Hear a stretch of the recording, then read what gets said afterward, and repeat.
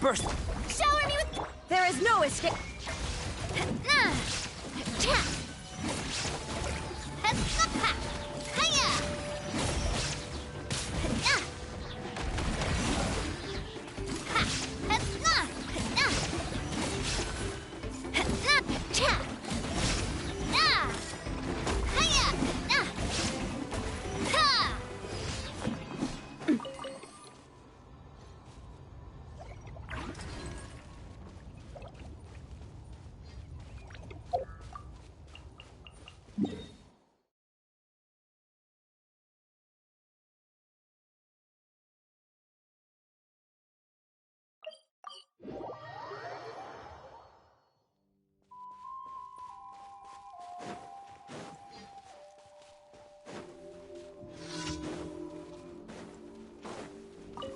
Alright, let's finish this back. Come into being! Yoo-hoo! Illusion shattered. That was great! Hope you put up a good fight.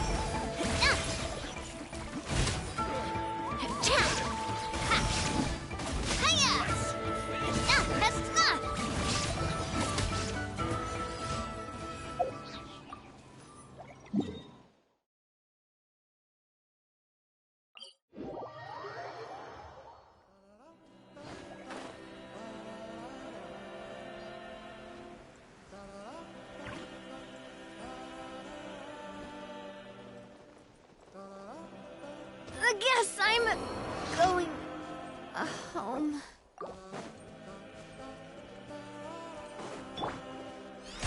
May I shine down?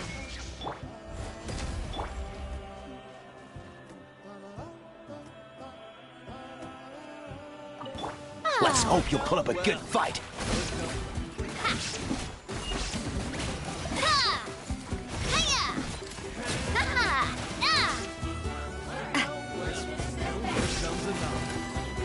Watch out! This was new.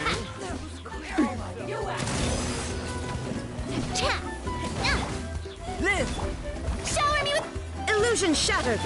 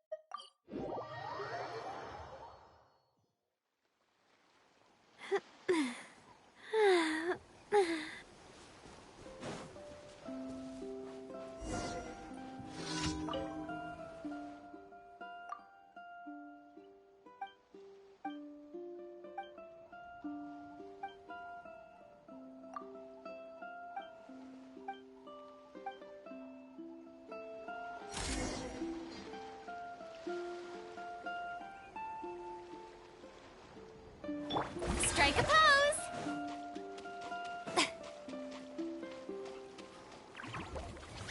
How about this? Take a seat.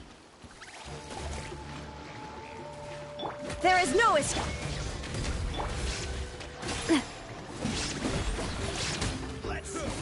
Just a little longer. Forget it. What's your problem? No, not me. Too. Come into... Shower me with the illusion shattered.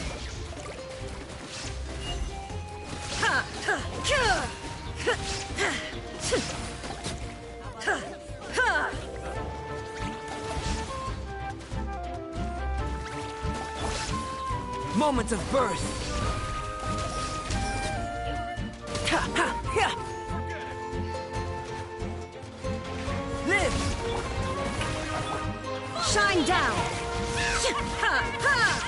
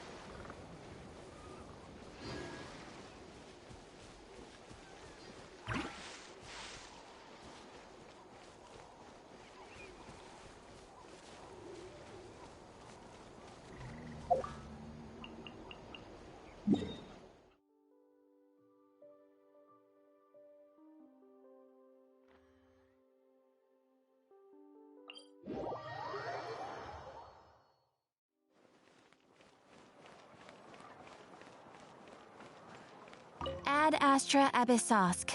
Welcome. Thank you for Ad Astra.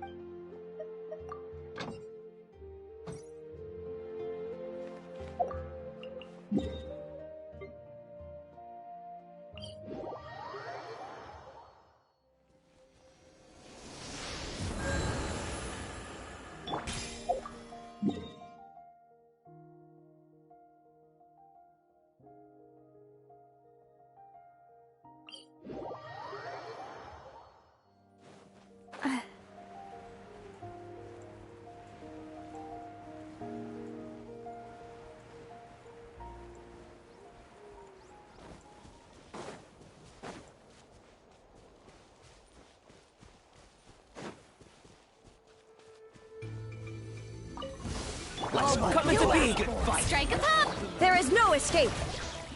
A proper send-off from the Stina with love. This was new. Cha!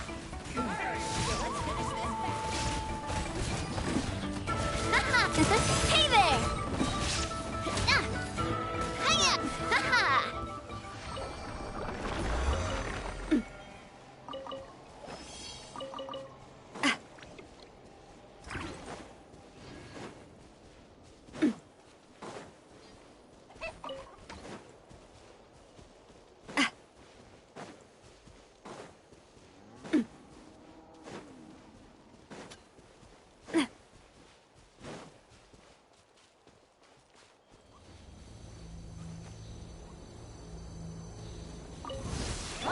Live.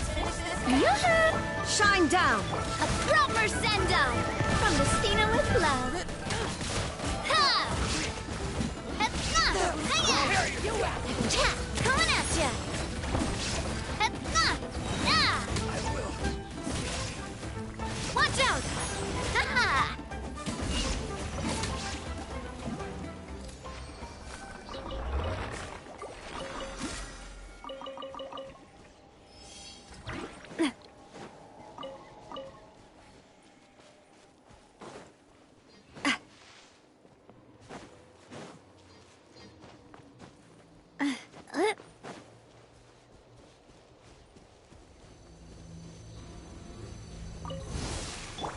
Burst forth. Fire! Well, with rocks.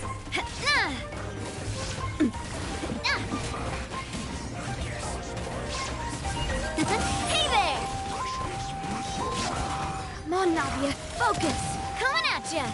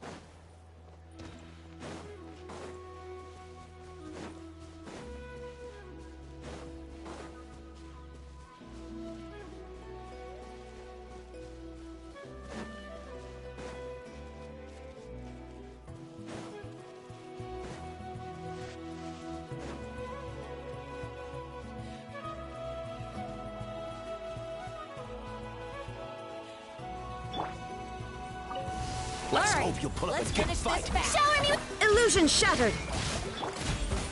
hiya! Haha! Let's finish this next time.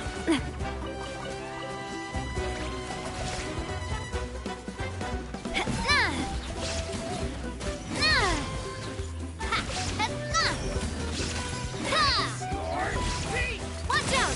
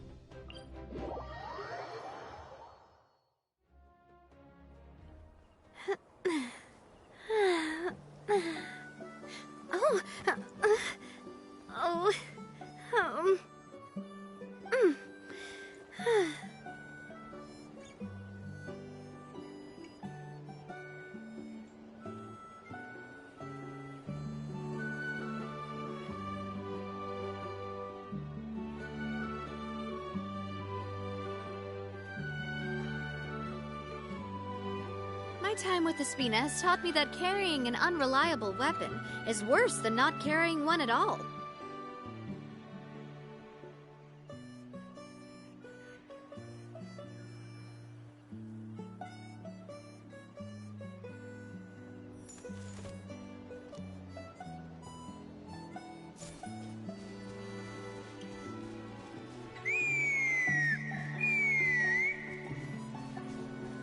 Huh? What's that sound? Seems like it's coming from that bridge.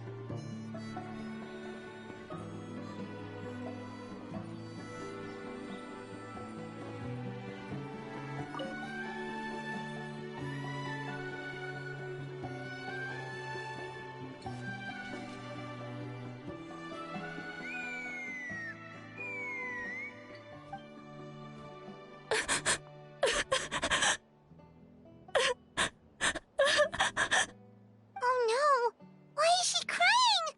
Should we go check on her? You know, just in case she's thinking of doing something stupid. I'd leave her be. The warriors of the Blumenfeder-Klan are a proud bunch who never show their vulnerability in public, even if they've gone wingless.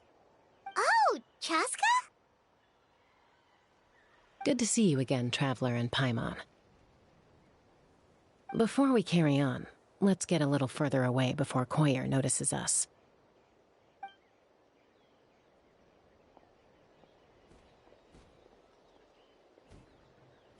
So, that girl on the bridge, Koyer, you said? Should she really be on her own right now? With the mental state she's in, it just seems risky. Don't worry. That's exactly why I'm here. Elder Alpa sent me to keep an eye on her. If she does attempt the unthinkable, I'll swoop in and catch her. I doubt it'll come to that, though. She's a fighter. A warrior, in fact. One who aimed for the sky. However despondent she might feel now, I'm confident she'll get through it.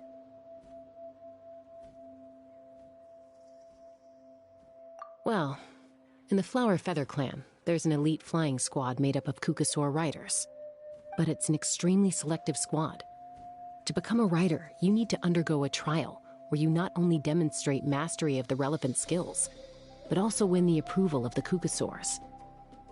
Very few candidates make it through the process.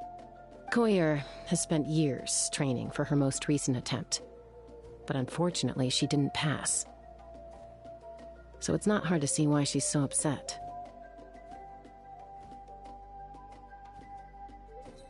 Sometimes, after multiple failed attempts to pass the flying test and win the Kukasaur's approval, people get so disheartened that they give up on their dream to soar the skies. They resolve to quit trying for good. We call those people the wingless. Do they get expelled from the tribe? What? No, of course not. They're still prized warriors. We have a saying, just as the Kukasaur treasures every feather on its body, so the tribe treasures each one of its children. This hits even harder in the wake of the war. All of our young warriors carry the future of our tribe on their shoulders. Besides, every Kukasaur falls from its nest before it learns to fly. It's practically a rite of passage. Likewise for the wingless, we always hold out hope that one day, when they're ready, they'll rekindle their dreams and keep trying. Until then, all we can do is quietly watch over them from a distance. Just like I'm doing now. Ah, okay. Paimon hopes she'll get back on her feet soon. Well, from the sound of her whistling, her confidence has been seriously shaken.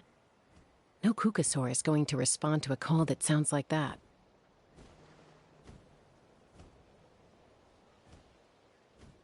Yeah. People from my tribe call to their saurian companions by whistling or blowing a horn.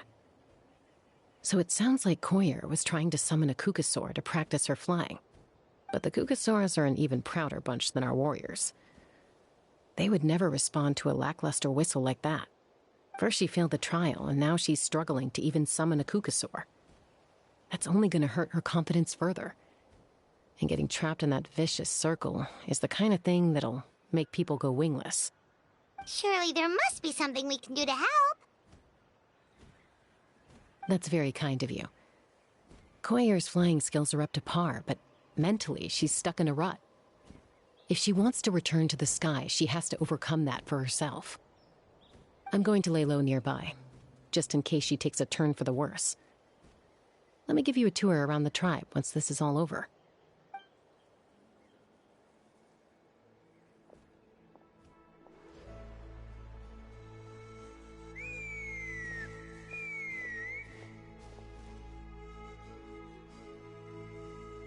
Koyer still isn't giving up. Even though Chaska said that she has to do this by herself, Paimon can't help feeling like maybe we can nudge her in the right direction. What if we could get a Kukasaur to fly up to her?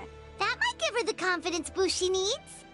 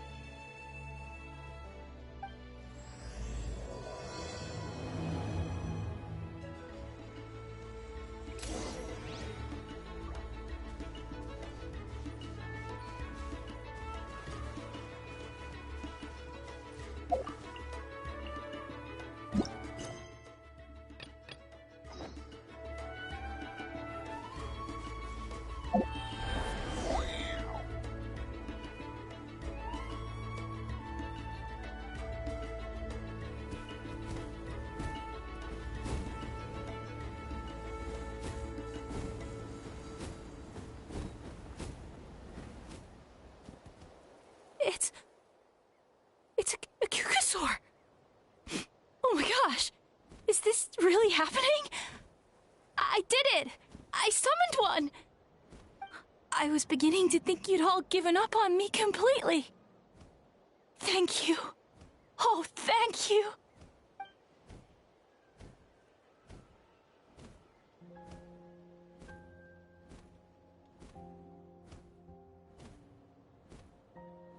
Excuse me? Would you mind if we did some flying practice together? Right now? I think I know where I went wrong in the test now. I need to maintain a higher speed on my turns. So, I just gotta practice my bell tail slides and split S maneuvers.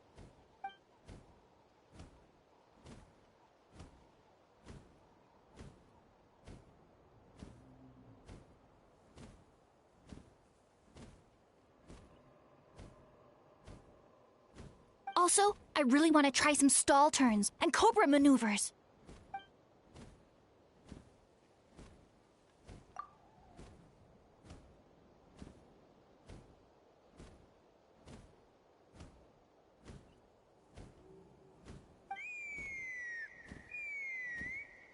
Huh? That sounded like a whistle. Is someone else trying to summon a Kukasaur?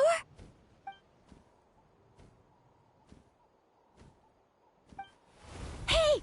Wait! Wait!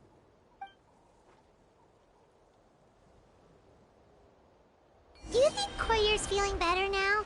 Let's go back to that bridge and check.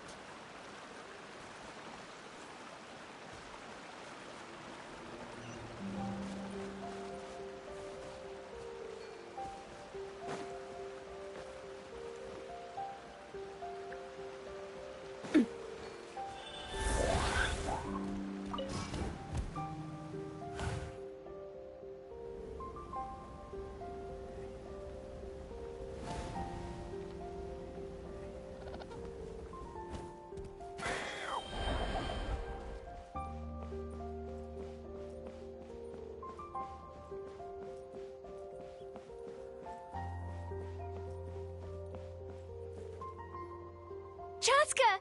I summoned a Kukasaur! They do still respond to me after all! Although, unfortunately, someone else summoned it away again before I had a chance to go for a flight. Oh, really? That is unfortunate. But if you can do it once, you can do it again. Keep at it, and you'll pass the trial eventually. You're right. You know, I almost thought about giving up, but I'm glad I didn't. Hey, Chaska, how's Koyer doing? Huh? Who are you?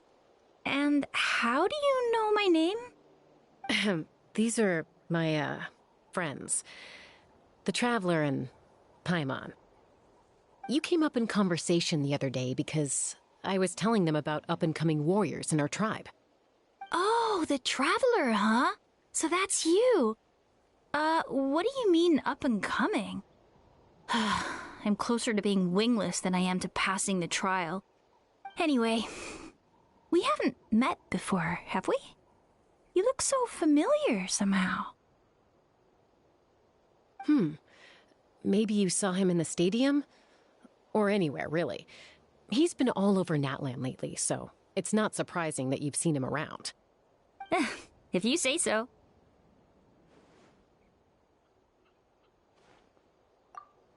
Koyer! Chaska!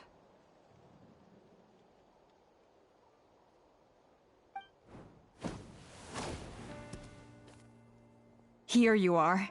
I've been looking everywhere for you two. Oh, Elder Alpa! What's the matter? I thought I should tell you myself. We're going to redo the flying trials. Redo them? How come? This is so unexpected. And I can't believe you came out here just to tell us that in person. It's embarrassing to admit, but due to time constraints, we didn't do a proper inspection of the arena before the last round of trials began. Then we started to notice many candidates performing worse than expected. So we redid the inspection afterwards and found a number of issues which likely impacted candidate performance. This was entirely our mistake, and I apologize unreservedly. I know it doesn't make up for it, but I thought bringing you this message in person was the least I could do. Oh, okay. Chaska, These people you're with, are they the Traveler and Paimon? Huh? You've heard of us? I have indeed. Gathering intel is an essential part of being a warrior. Plus, you've already made quite a name for yourself in that land. Actually, I've been meaning to invite you to enjoy our tribe's hospitality for some time. Hospitality? Oh, that includes food, right? Of course it does. If you let us host you, you'll be treated quite lavishly.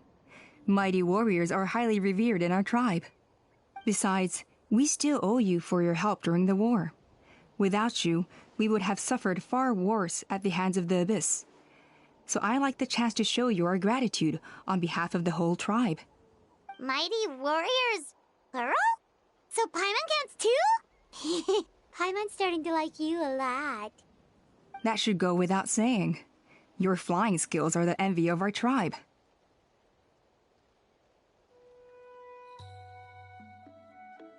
The Flowerfeather Clan seems like a really nice bunch of people. We definitely need to take her up on this offer.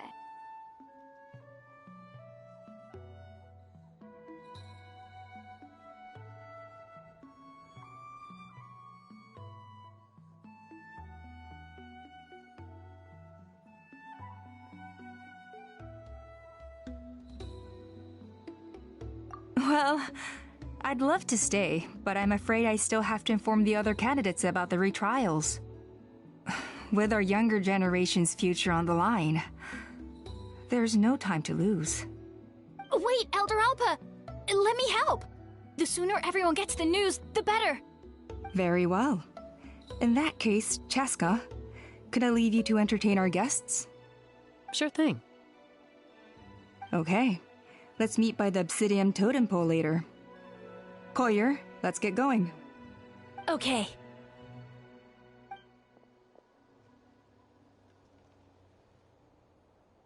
All right, they're out of earshot. I'm just gonna come out and ask. That Kukasaur who responded to Koyer's call, that was your doing, wasn't it?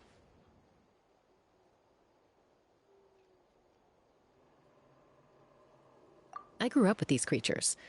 I could tell something was off the second I saw it.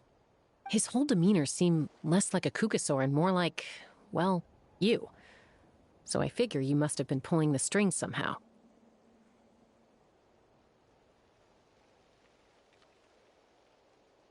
He looked very flustered when Koyer asked for a ride, so I whistled to give him a chance to escape. And judging by the look on your face, that was a welcome intervention, huh? It's all right. If you'd rather your hidden talents remain hidden, I respect that. I won't press you for answers, and I'll keep my speculations to myself.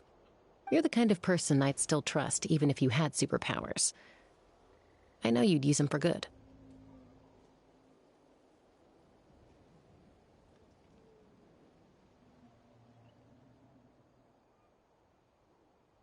I think the ends justify the means in this case.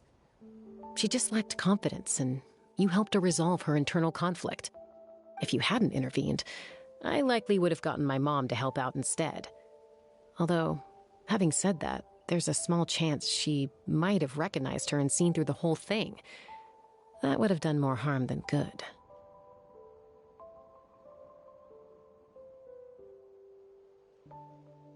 Yeah. Anyway, if you're free now, how about I give you that tour I promised?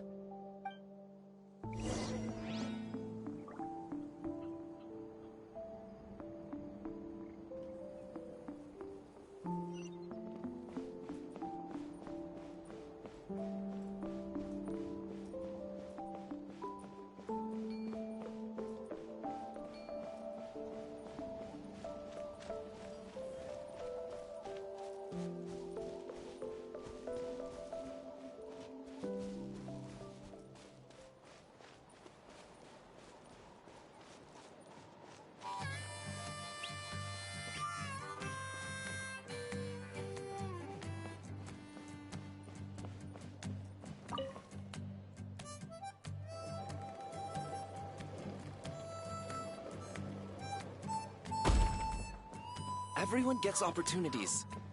I just never took the ones I had.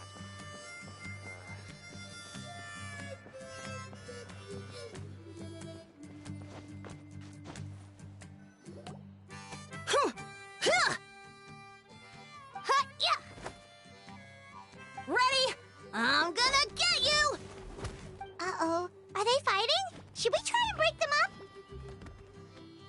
They're fine. Just doing their daily combat training. Combat training? A little young for that, aren't they? Not to us. We're a tribe of warriors. In ancient times, we were the most elite troops in the nation, responsible for patrolling and defending all of Natlan. And even though times have changed, we've kept our martial spirit alive. Hey, is that Chaska? Chaska, you're back! Oh, can you come train with us? Now's not a good time, I'm afraid. I'm showing the Traveler and Paimon around. Maybe next time. The Traveler and Paimon? Wait, you mean that legendary warrior and legendary flying expert? Legendary? Yep, that's us, all right. Awesome. It's so cool that you can fly without having to ride a cuckoo-soar. Even Chaska could only do that for short distances. Mr. Traveler, can you teach me some cool sword tricks? Oh, Mr. Traveler! My family shop makes the best volcano cake! You gotta try it! Let's behave ourselves, everyone. These people are here as our guests. They're going to meet Elder Alpa in a few minutes anyway. Kotini, instead of being jealous of other people's talents, why not work on developing your own? Kapak, there's no point in trying any cool sword tricks until you've mastered the basics. Have you done all your sword drills today? And Yatlan, easy does it, okay? Not every conversation has to turn into you plugging the family business. Okay.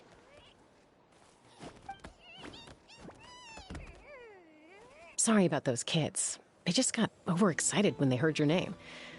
Hope it didn't bother you too much. This is a volcano cake that Yatlan forced into my hands. She said to think of it as an apology gift. Whoa, it smells amazing! Traveler, you want some?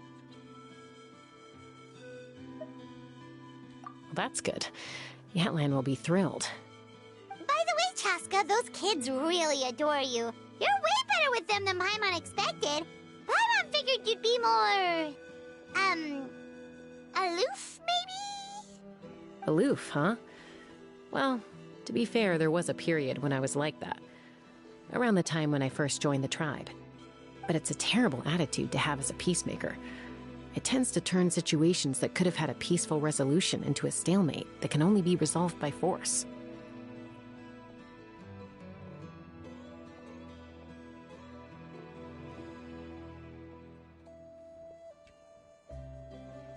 Yep, exactly. As long as other options are available, I try to avoid that at all costs. Someone once told me that peace imposed by force will crumble in a matter of days. But peace achieved through genuine dialogue actually benefits both sides, even if sometimes the parties are only willing to negotiate because they're both armed to the teeth. That's true. Hey, Chaska! Uncle Cusco knows you're back, and he's coming to get you. Oh, thanks. Traveler, Paimon, got a dash. I'll meet you at the totem pole up ahead. You can't miss it. It sticks out like a sore thumb. Wait, are you running away? First rule of conflict resolution? Grab the fan and run before the you-know-what hits. Trust Chaska to make even running away sound cool. Sorry about this. Just stall him for me, okay? I'll explain everything later.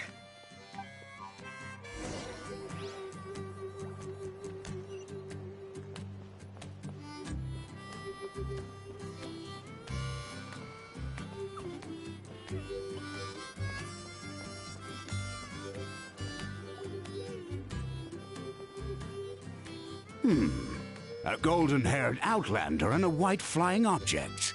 You must be the Traveler and Paimon. I heard Chaska was with you, but I suppose she's run away again, has she? Sorry, who are you?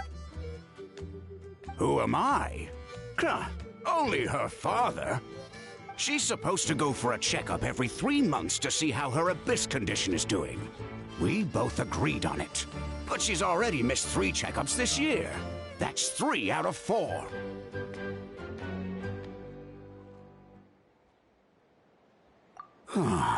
Yes. She got exposed to abyssal energy as a young child. Then her birth parents abandoned her. It's lucky those wild cuckoosaurs found her when they did, or she wouldn't have made it. They took her under their wing and raised her as one of their own.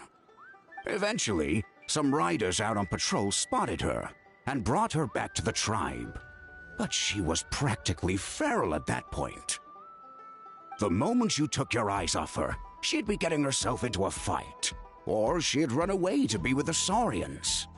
She seemed to prefer them to her own kind. She might as well have been a Saurian in human form. That must be the aloof period she mentioned, right?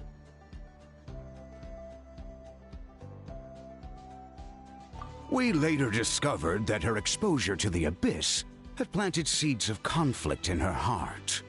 So, we started trying to bring it under control. But ultimately, she's the only one who can control it. Anyway, she's much more human these days. Yeah, don't worry about her. She seems pretty stable to Paimon. She's probably only avoiding the checkups because she thinks it'll stop you guys from worrying about her.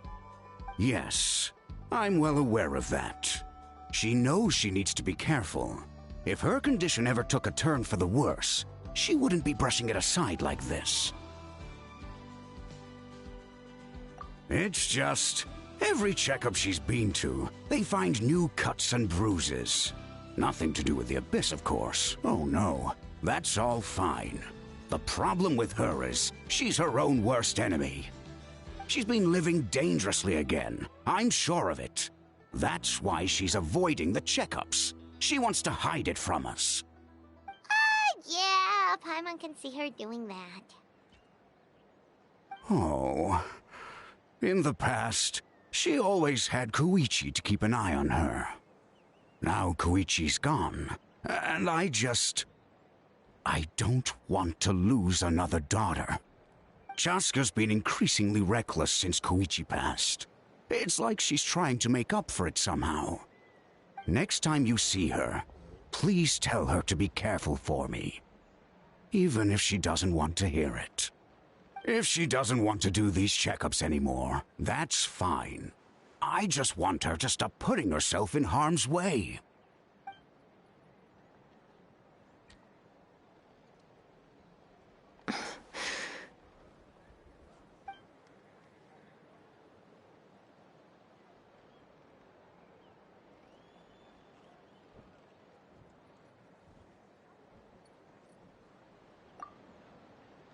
Whoa, where did the time go? We should be back up with Chaska before it gets any later. To get to the totem pole, we need to head north, right?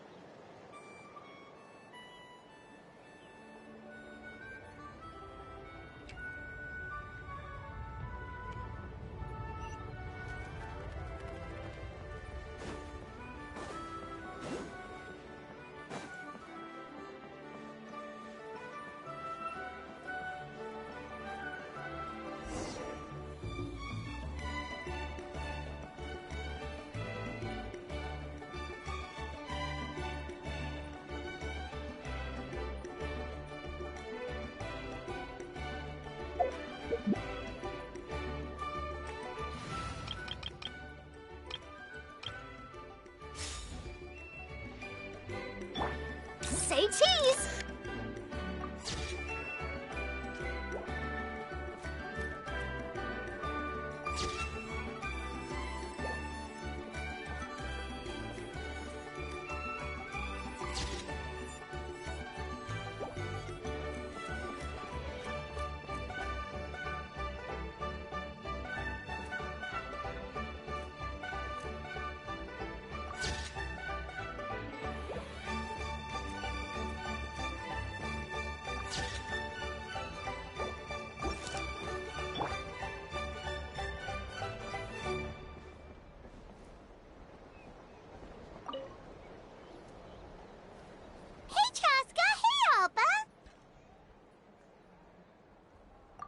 It's all right.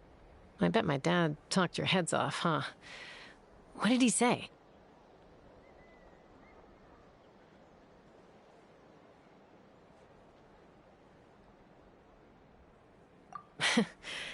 I was sometimes a little impulsive back then. That's putting it mildly. The memories. It feels like it was only yesterday when we brought you back and had Cusco and his family take you in. Back then, no one imagined this feral child would grow up to be the strongest warrior of the Blumenfeder-Klan. Huh? You were the one that brought Chaska back to the tribe? That's right. Elder Alpa was already a veteran rider by then. She spotted me while patrolling from the skies and tracked down my Kukasaur mom. Mom agreed it was time I tried to re-enter human society. But I didn't know the first thing about being civilized. I clashed with everyone who had to deal with me. And look at you now, renowned throughout the land as a peacemaker. How time flies. When the day comes that I can't fly anymore, it will be up to you to look after our tribe and our flying squad. You know me, though. I'm not a natural commander. I'm better off as a lone wolf on the front line. So stick it out at least a few more years, okay? Give Koyer and the others time to come into their own. Oh, stop. Wait, so isn't the leader just the strongest warrior in the tribe? At least Paimon figured that's how your tribe would work. Strength is certainly a core tenet in the Flower Feather Clan. But strength means far more than martial prowess alone. If it all came down to individual strength, I'd struggle to call myself a warrior, let alone a member of the flying squad. Any fighter in the tribe could take me down.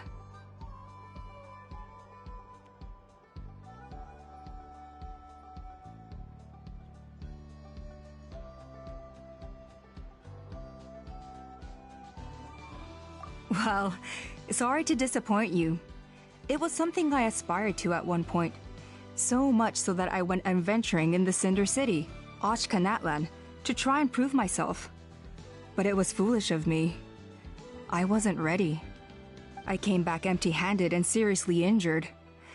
The fact that I survived was something, I suppose. But after that, I never seriously considered myself a strong fighter. And yet, you still managed to become the leader of the flying squad, thanks to your experience and determination. All while battling those old injuries. Don't you think that's a display of strength in its own right? Let's shelve this discussion for now. Traveler, Paimon, there are some simple refreshments on the table. Please help yourselves. Yes! Paimon was waiting for that part!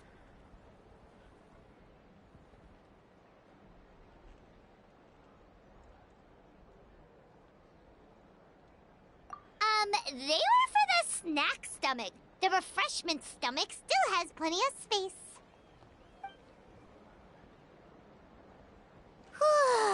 Paimon is so full. Well, if you're enjoying our hospitality, feel free to stay with us as long as you like. Elder Alpa? Something's come up.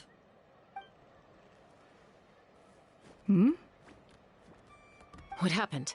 Is it serious? Shall I deal with it? It's... Some merchants showed up, not from our tribe. They said they're here to discuss some potential collaboration with us. Why now? This is terrible timing. There are a few winglets that we haven't managed to reach yet, and we still haven't inspected the retrial arena.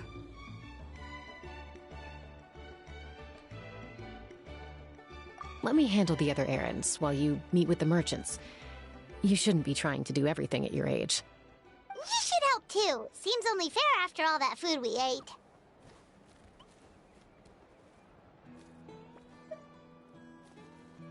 Huh. Well, much obliged. Chaska, the remaining winglets are all people you know. Let's see. Pishika now manages the floating target balloons. Waska's probably still addicted to eyes on the feathered prize, and Junon spends her days up on the flying platform, staring at the Cinder City. I'll leave you to tell them the news.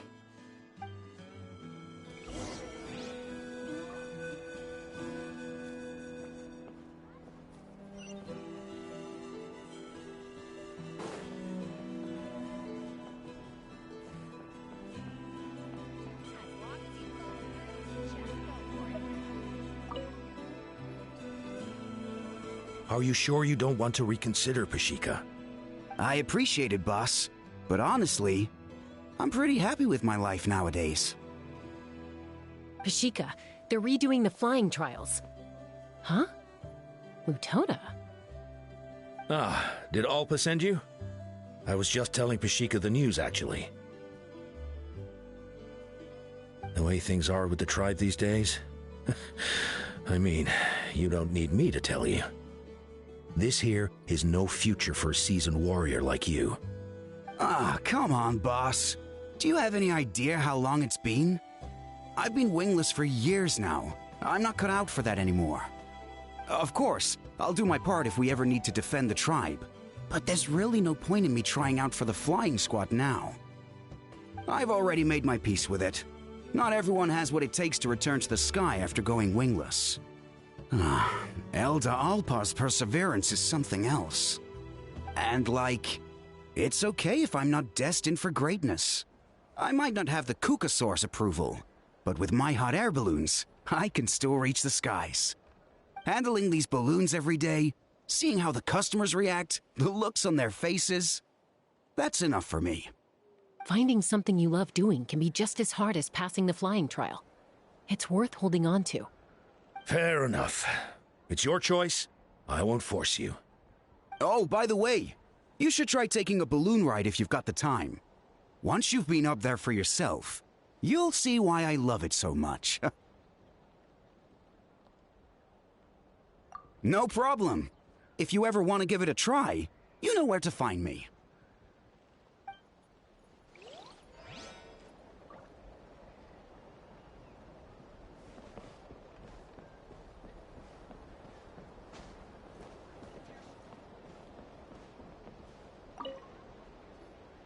A retrial? What's the point?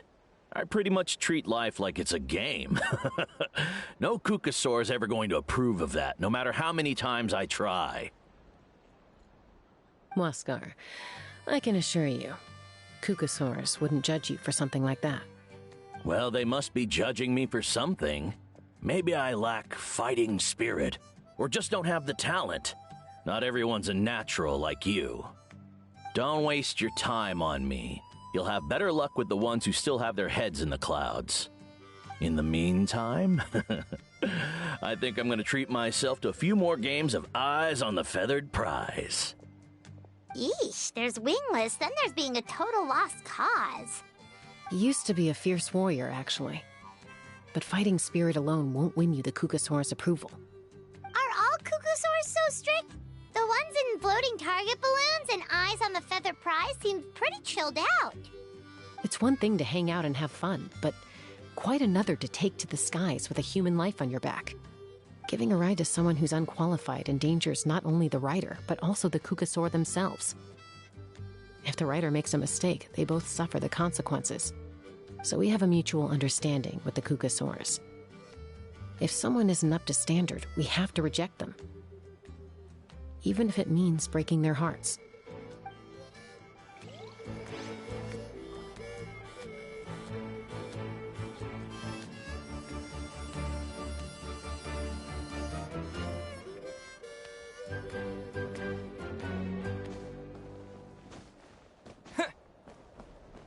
Be prepared.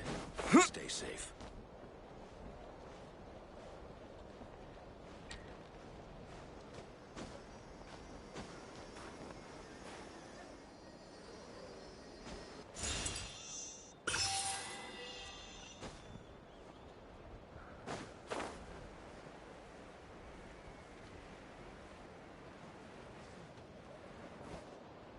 I see. So that's how it works.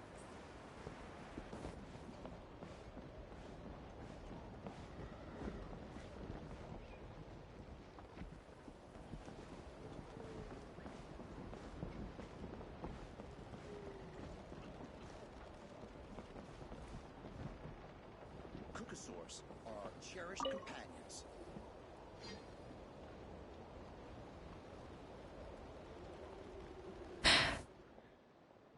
Hey, Junan. Gazing out at Ochkanatlan again, huh?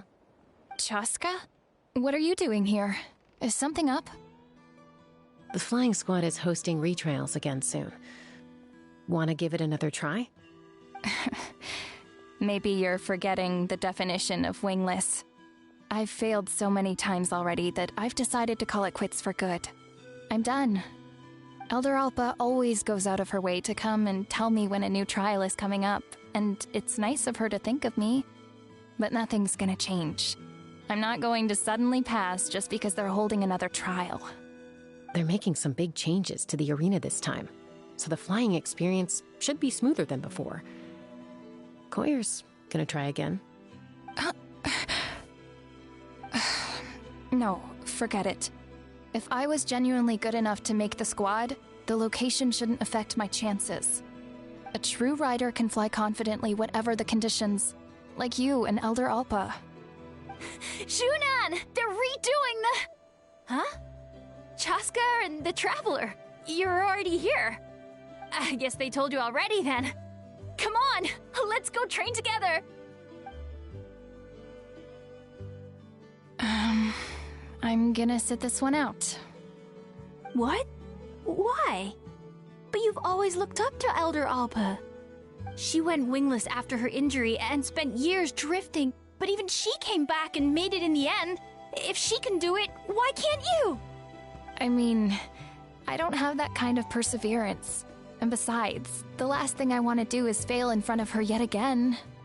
Oh, come on. You know you don't need to worry about that. Alright, well, how about we just treat this as you being my mentor? Then will you train with me? I mean... Enough umming and ahhing. Let's just get up in the air and figure it out as we go. Wait! Hold on, slow down. I can't keep up. Well, that's one way to do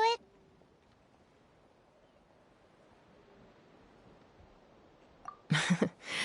They've been best friends since they were kids. If anyone knows how to get Junan out of a rut, it's Koyer. You helped Koyer deal with her internal conflict, and now she's done the same for someone else. You know, people often talk about how one conflict leads to another and so on. But sometimes in life, things spiral in a good direction instead.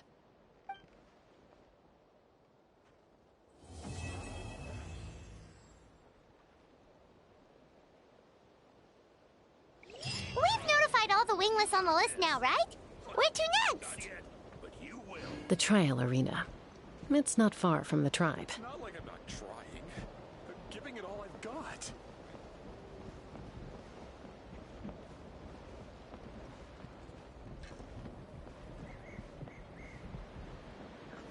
Whether you're up in the sky or down below the ground, Volcano Peak is always a tasty treat.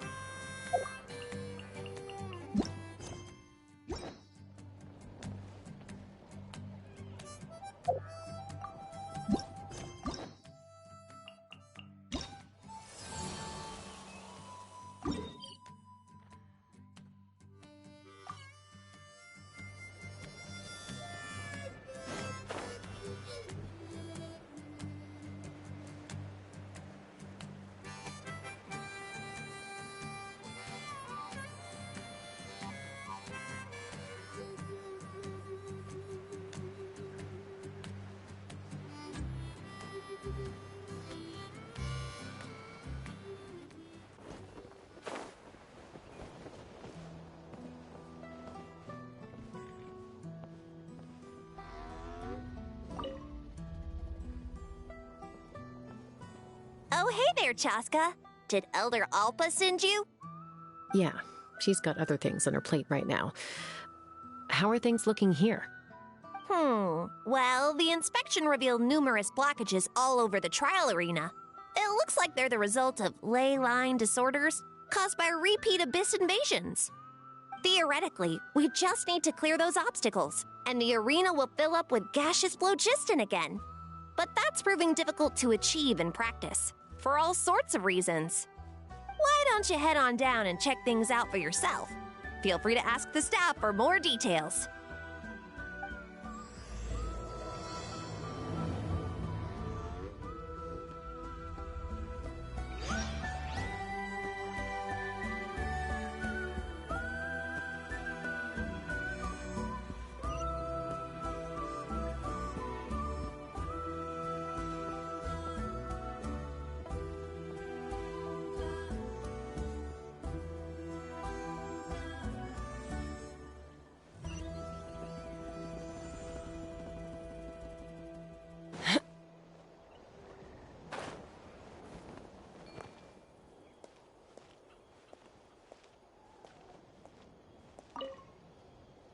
I think it should be possible to clear this spout with just a few hard hits.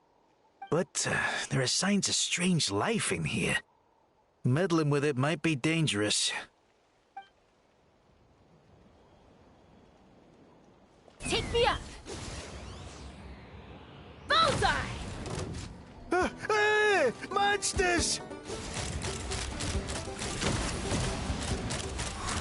Open fire! I thought I was done for. Oh, this spout should be good now. Thank you very much.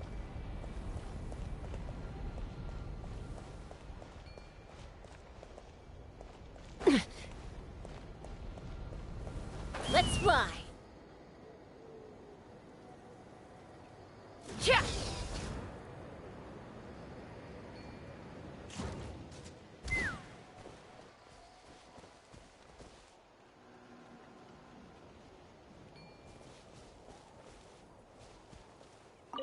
How strange. Why is there so much solid flow just in here? Well, could be from the Children of Echoes. Maybe it got swept up here due to the ley line disturbances? And I did see those strange markings on the cliff. I can't think of a way to resolve this.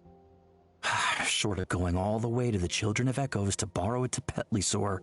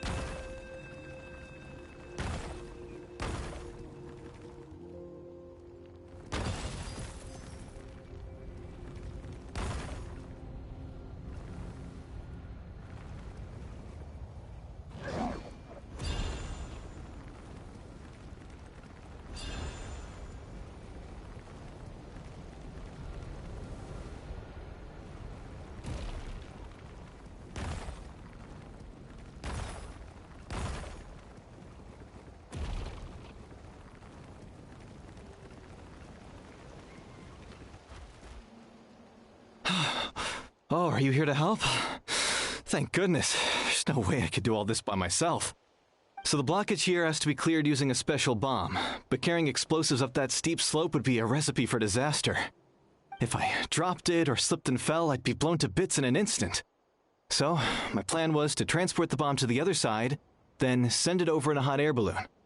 All I need now is for someone else to strike the balloon at the right moment, dropping the payload right on top of the spout, and problem solved. What do you think? Simple enough, right?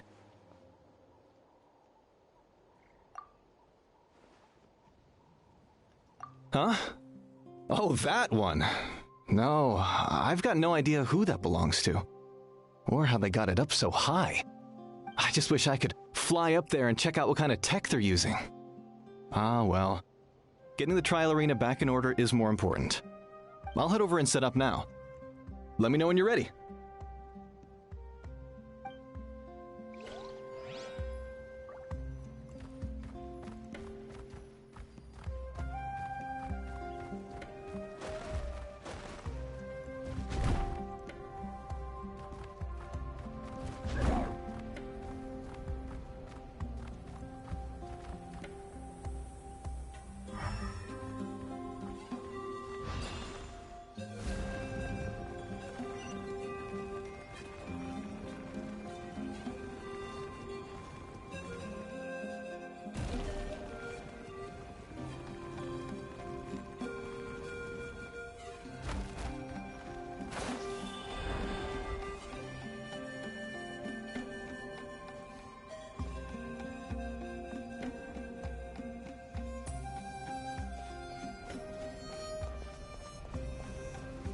Take me up! Yeah!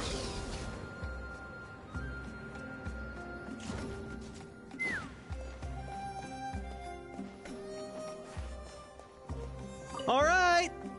Get ready!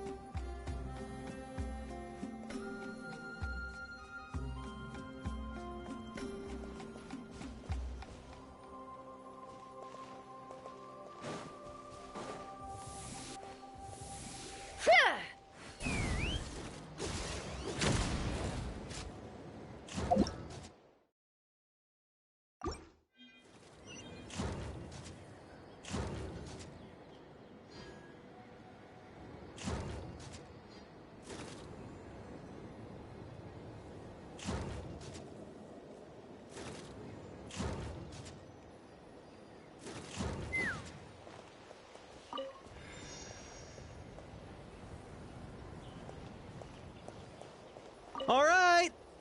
Get ready!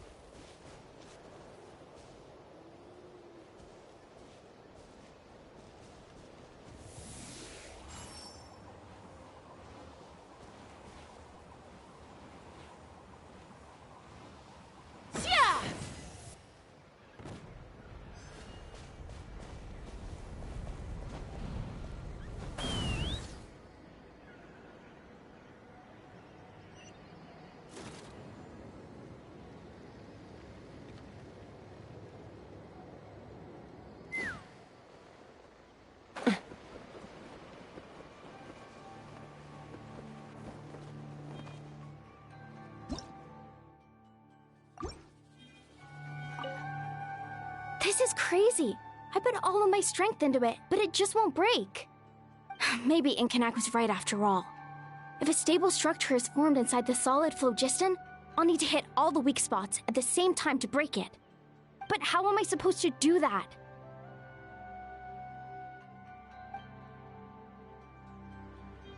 Let's fly! The gaseous phlogiston is being replenished. Looks like all the spouts have been unblocked. Let's head back up.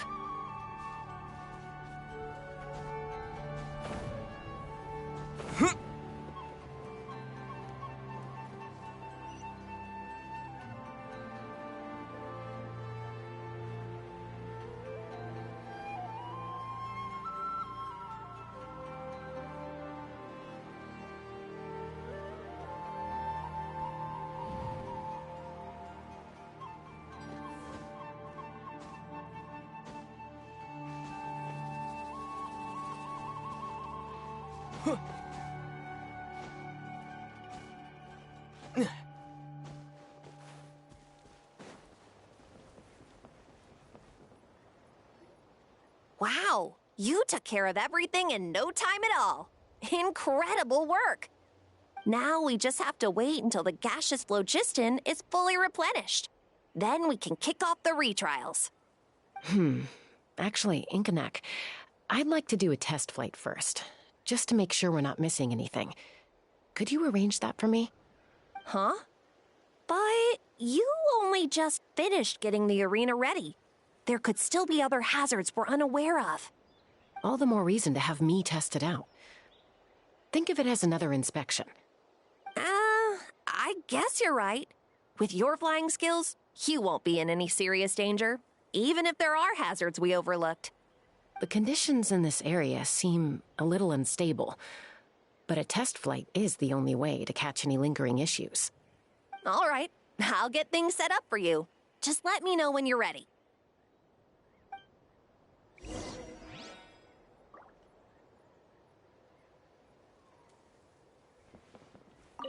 Are you ready?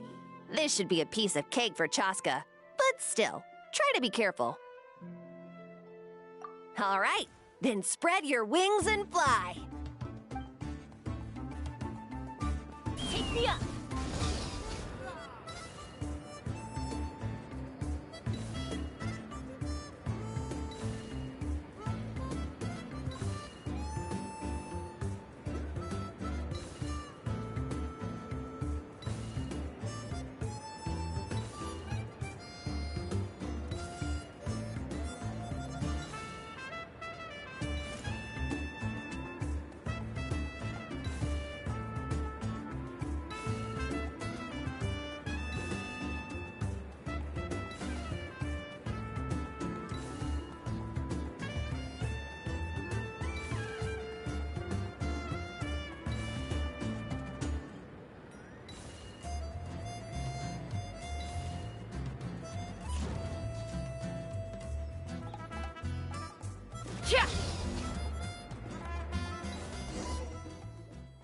That was amazing. Paimon couldn't take her eyes off you.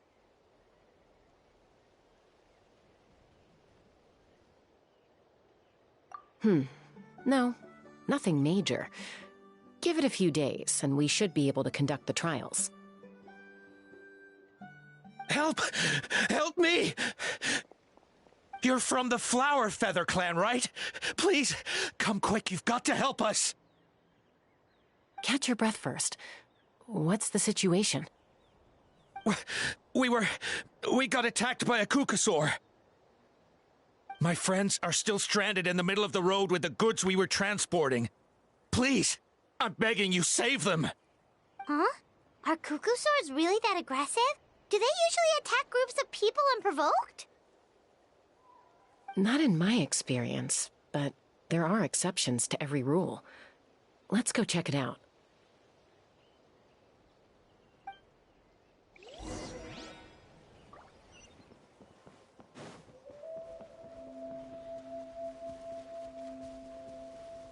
Ouch! I've never seen such an aggressive Kukusaur.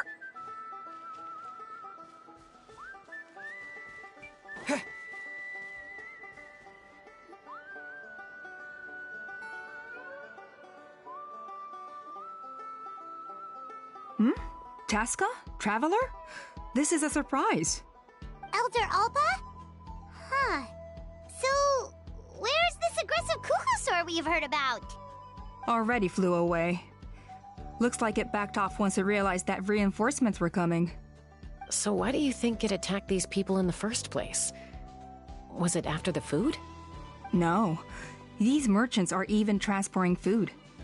Ah! Thank goodness! The phlogiston wings are intact! Phlogiston wings? Thank you so much for coming to our rescue. These phlogiston wings are our most prized goods. If anything happened to them, it would ruin us. Wait a minute. Are you the merchants that were looking to collaborate with us? Wormy told me about you. Yeah, that's us. So I take it you're Elder Alpa? I am. You must be exhausted from your journey, not to mention shaking up from the attack. Let me bring you back to our tribe to rest. We can talk business after you've recovered. But Elder Alpa, what about the Kukusaur attack? Well, our guests here weren't seriously injured, and their goods are intact. Perhaps that Kukusaur was just having a bad day. There are so many of them around here. You'd expect something like this every once in a while. I don't think we need to pursue it any further. More importantly, how are the preparations for the flying trials going? Is everything in order over at the arena?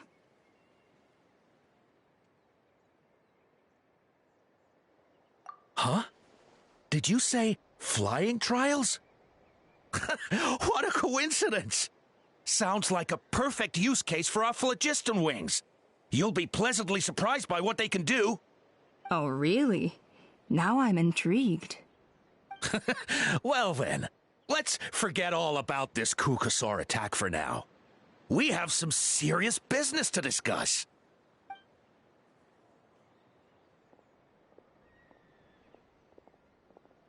Huh?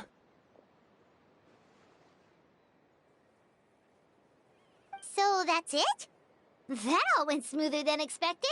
Well, guess we'd better get going. Huh? Chaska?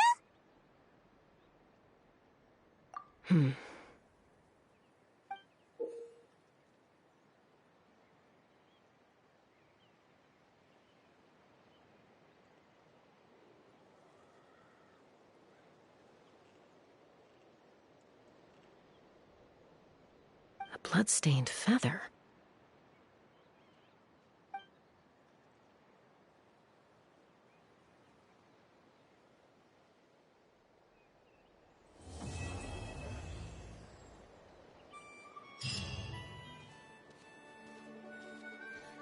The Blumenfeder-Klan should be about ready to hold the new flying trials by now. Let's go check it out!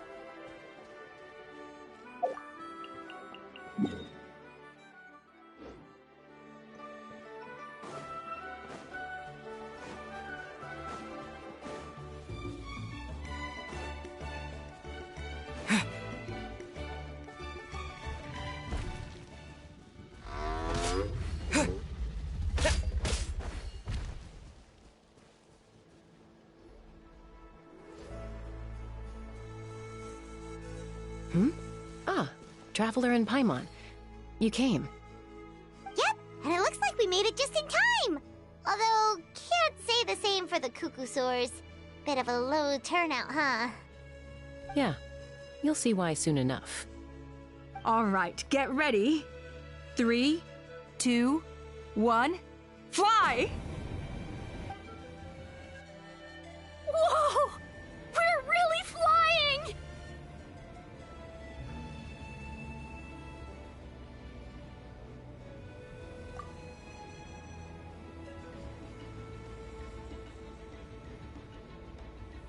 I feel light as a feather. I'm flying without a Cuckoosaur. These phlogiston wings are awesome! What's going on? Paimon can barely believe her eyes. How did they fly all on their own? The merchants we ran into that day were selling a product called phlogiston wings. It's a flying machine worn on the back. To operate it, you just use a handheld trackball that controls the flow of gaseous phlogiston. That's incredible! Yeah. If our tribe, well, if Natlan mass adopted this technology, it would revolutionize our mobility and responsiveness in times of crisis. Just think of the countless tragedies that could be averted.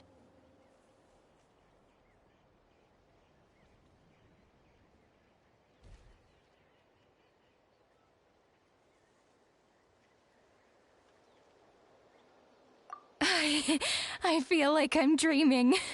Did I really just fly on my own without the help of a Cuckoosaur? You'd better believe it! Plus, you just passed the flying trial! Right, Elder Alpa? Elder Alpa? Should this really count as a pass? If we did the trial using phlogiston wings? Why not? The scoring rubric is about flying performance.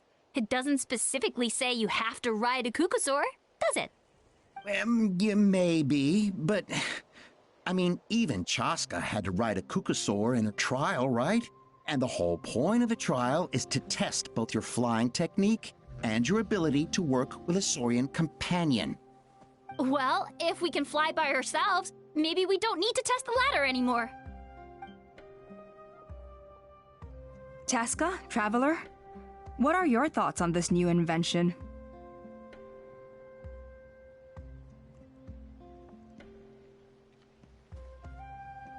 You see?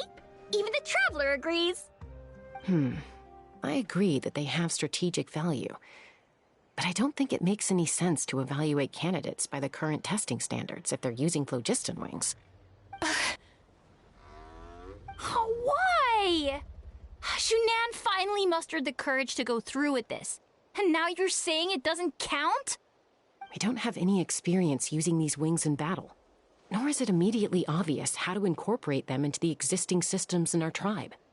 Taking a longer-term perspective, I think we need to start by getting thoroughly acquainted with how these things work. Then we can develop a new trial format with new assessment criteria, tailored to candidates using the phlogiston wings. You all raise valid points. But Chaska, while your proposal sounds perfectly reasonable, it would probably take years to put it into practice. We lost so many people in that war. These phlogiston wings could be exactly what we need to strengthen our forces and boost morale in this trying time. And as for real-world battle experience, there will be plenty of opportunities to gain that. I have high hopes for you, Junon. Huh?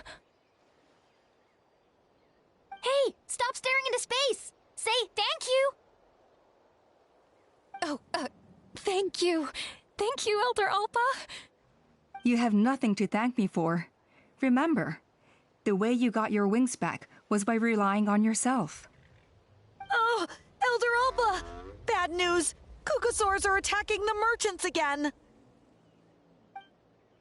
Again? Okay, everyone, stay put while I... Huh? Chaska?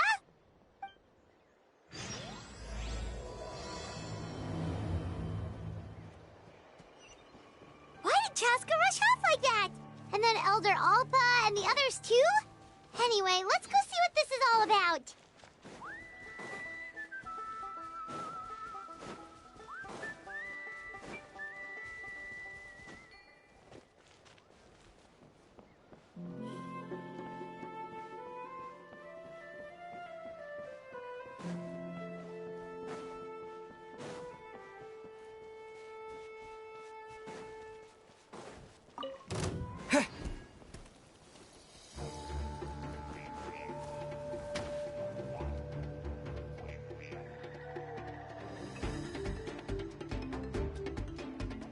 Oh, it's back!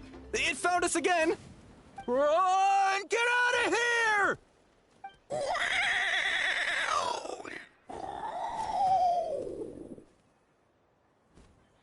Curses! She's really riled up this time. Hey!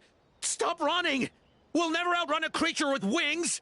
Get back here and let's fight!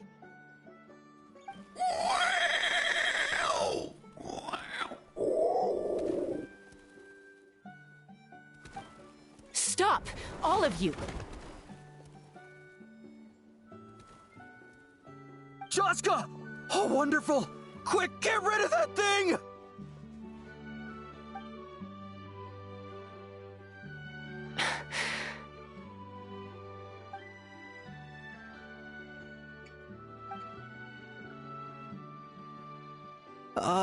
What's going on?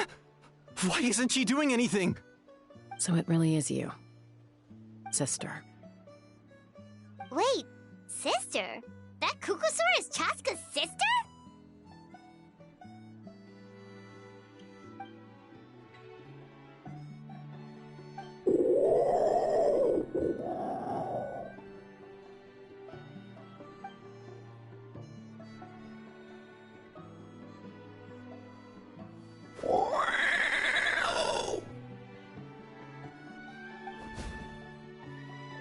Koya, wait! Is Chaska gonna be okay? Should we go check on her? Is everyone all right? We're okay. No serious injuries. Thank goodness you all got here just in time.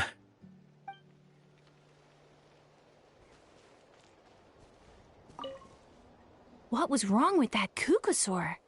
Why was it so aggressive? If we just let it escape back into the wild, who's to say it won't attack again?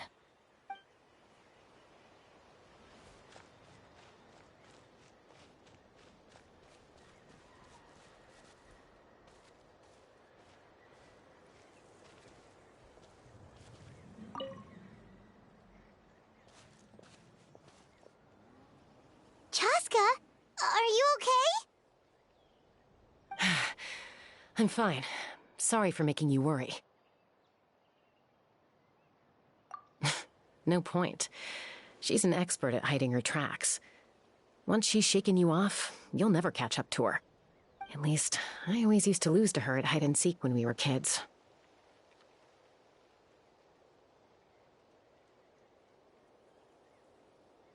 Well, yeah. You know I was raised by Kukusaurs. Anyway, she and I grew up in the nest together. Her name's Koya, and she's my big sister. We played together all the time, chasing each other through treetops or mountaintops. It felt like it would go on that way forever. Until the day I was sent back to live with the humans. Not all Kukusaurs are friendly towards people. Koya, for instance, she's fine with me because we grew up around each other, but she's not fond of other humans. When Mom decided to send me away, Koya strongly protested, and after I left, she became more and more reluctant to interact with humans. Maybe she thinks that humans stole you away from her. It's a possibility, but in any case, we still stayed best friends at first. I had a hard time adjusting to life in the tribe, so whenever something went wrong, I'd run off into the wild and vent to Koya. Ah, so that's what Uncle Cusco was talking about. He said you seemed to prefer hanging out with Saurians to your own kind back then. Yeah, I did. But then, gradually, everything changed.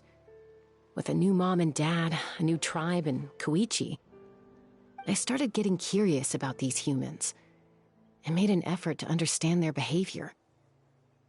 The more time I spent with them, the less I spent with Koya. And then, one day, it was Koya's turn to leave the nest. She sought me out and asked if I was willing to leave the tribe and go live in the wilderness with her. As far as I can remember, that was the first time she ever approached a human settlement on purpose. So, how did you answer her? Well, I wouldn't be standing here talking to you if I'd said yes.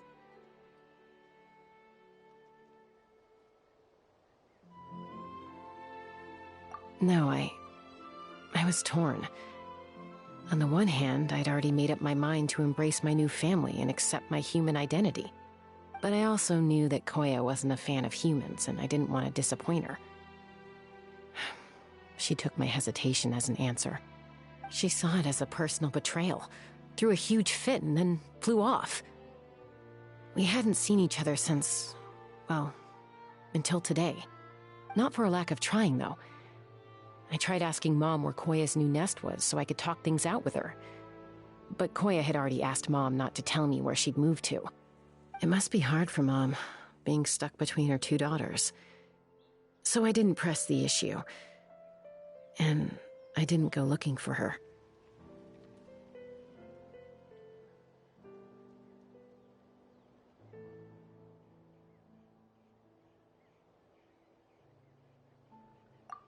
If things carry on like this, I need to make sure I find her before anyone else, even if she doesn't want to see me.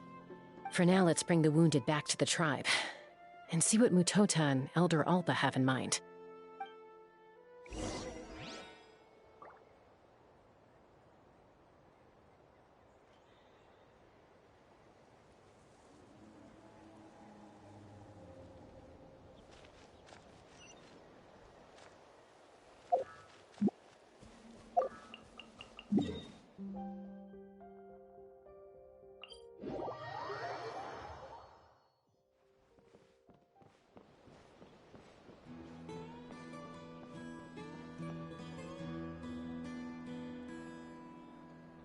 So, I hear there's been another Kukasaur attack. Ha! I knew it! They're wild animals, and they can't be trusted. Hey, show a little respect. The Kukasaurs are our partners. Maybe in the flying squad, but they don't give a hoot about the rest of us. Well, now that we have the phlogiston wings, do we even need the Kukasaurs anymore? Are you kidding? How are we supposed to protect our tribe without them? I didn't mean it like that. Huh? Protect our tribe? Or are you just scared that your precious flying squad will lose its prestigious position? You take that back! Things are changing so quickly. Chaska, there's a conflict emerging there. Aren't you going to nip it in the bud? The whole tribe's talking about this now. Breaking up a single fight won't solve anything. The real source of conflict here is the phlogiston wings, and what happened with Koya. On any other day, people would just brush this attack aside. After all, clashes between wild Kukasaurs and humans are no more common than those between people. But now that the phlogiston wings have entered the equation, it's sparked a debate over whether our tribe needs the Kukasaurs at all. I worry that we risk repeating the mistakes of the Cinder City. Back then, Lord Ochkon's hatred of the Saurians nearly destroyed the peace forged by the Pyro Archon. Chaska, to prevent things from deteriorating further, I'd like to task you with restoring peace to the tribe. I will. Traveler, you've already done so much for Natlan, and the Blumenfeder-Klan has no right to ask more of you. But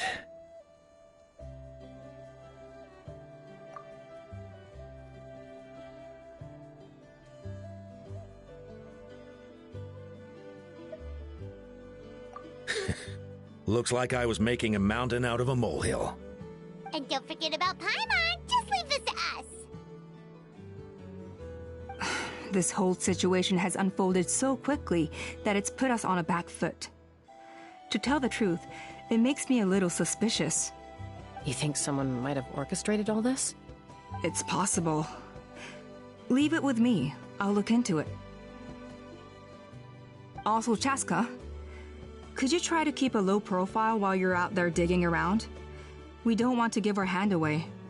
I'll do my best.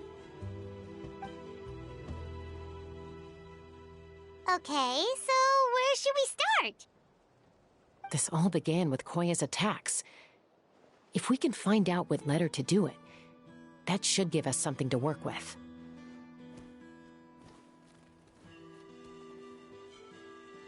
Unlikely. Given how she reacted when I showed up, I don't think she's forgiven me.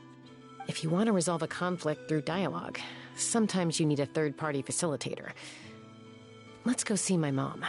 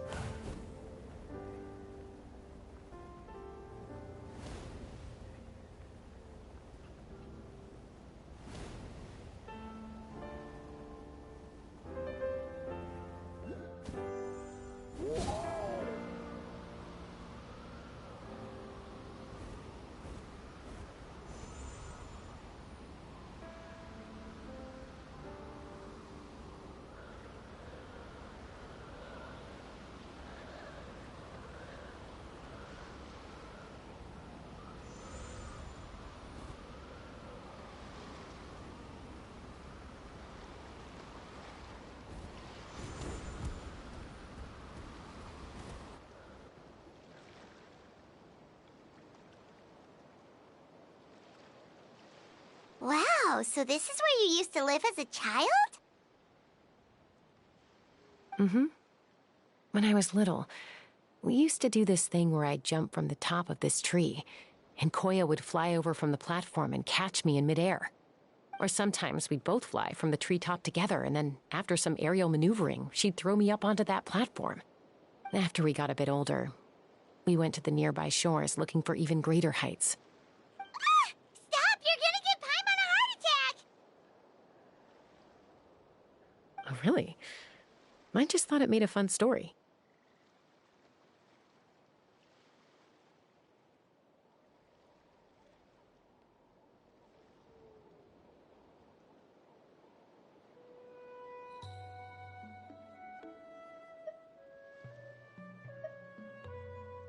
Then I'll share more with you when there's time. Anyway, back to the matter at hand.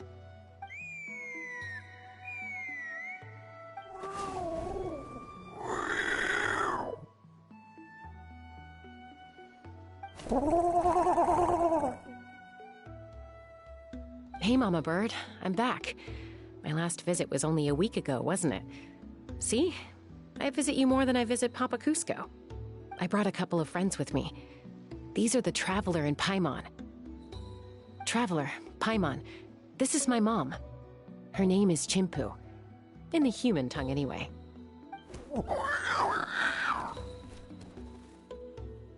Hi!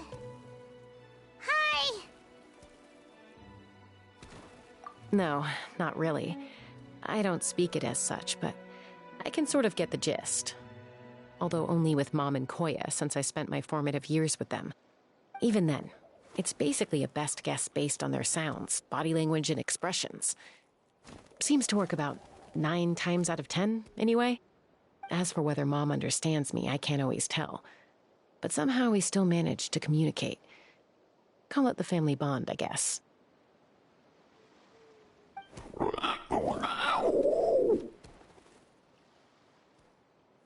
Don't worry. I'm doing well, but I think Koya might be in some trouble.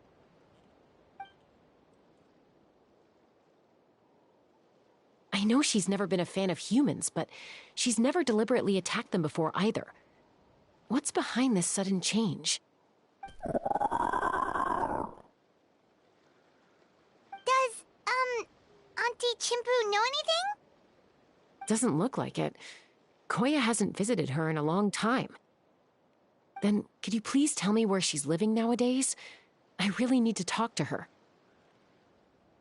If this animosity between her and the tribe continues, then The next time there's an incident, I don't know if I'll make it there in time.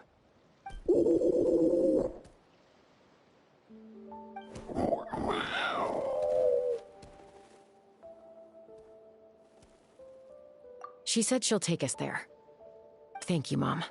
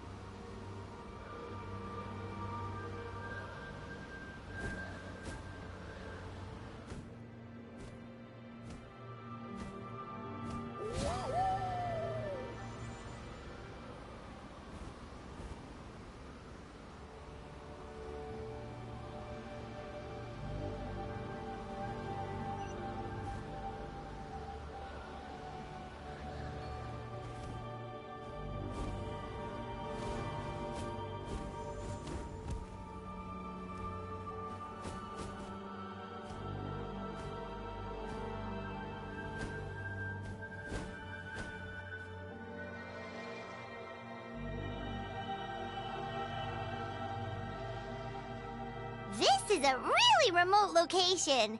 Guess she was trying to get as far away from humans as possible. We stay here? Okay. Got it. Traveler, Paimon. Mom says we should stay out of sight for now. She'll talk to Koya first. Koya is very hostile toward humans right now. So if we show up unannounced, it might just make things worse.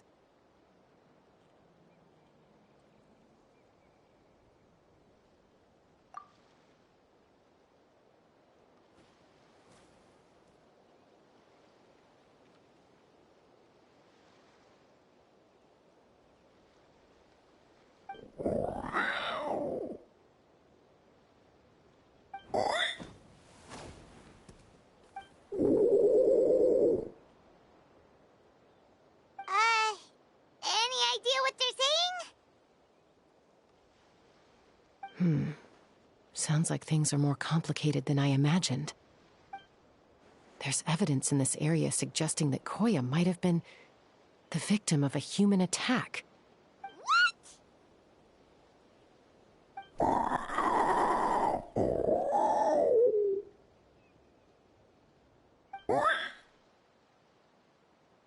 No! It's Chime, Koya's child. The attackers kidnapped her.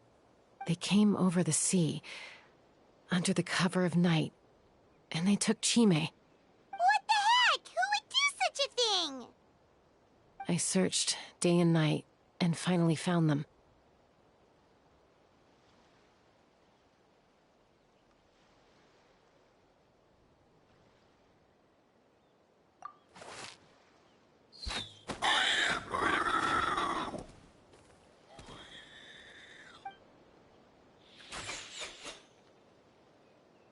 Oh, yeah! Tafal's contraption is working like a charm! Got her in one! Hey, there's another one! Wait, is that the one that got away last time? Who cares? Just get them all! T'Pol pays us per catch!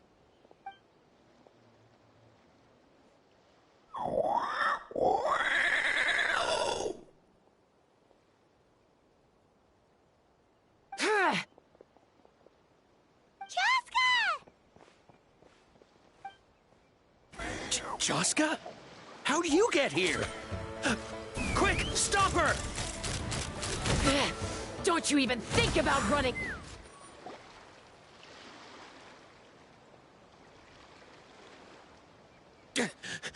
Don't come any closer, or I'll... Go, Phlogiston Wings! Take me out of here! Uh-oh, looks like it malfunctioned! This is bad. Mom and Koya are already injured. And if that thing explodes right next to them... Help! Elemental energy suppresses it! Please, someone! Get back!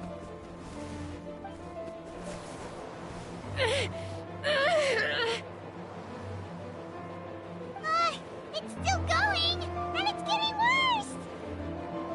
Guess we need a more permanent solution. All right, then.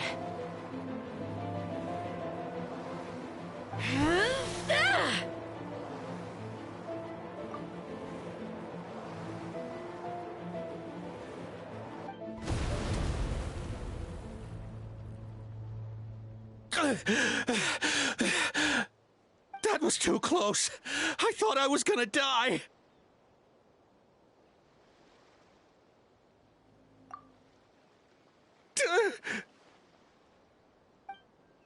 Answer us honestly. Were you the ones who attacked Koya before?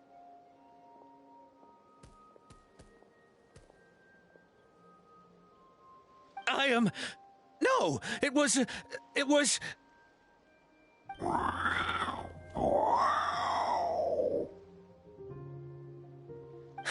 Well, she says it was you.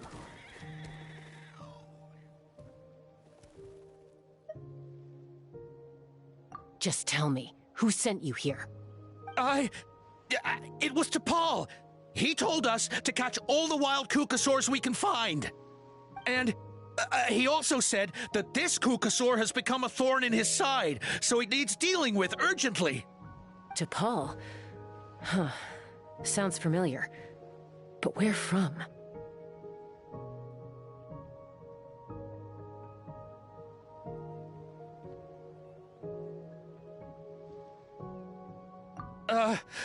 Well, he tends to send his orders in writing. He pretty much never communicates with us in person. When he does, he wears a mask to hide his face. And whenever we trade Kukasaurs for Phlogiston Wings, we deal with his henchmen. So you didn't even make those wings? All we did was slap some labels on them and transport them over here, to make them look like they're imported. To make it harder to trace their origins.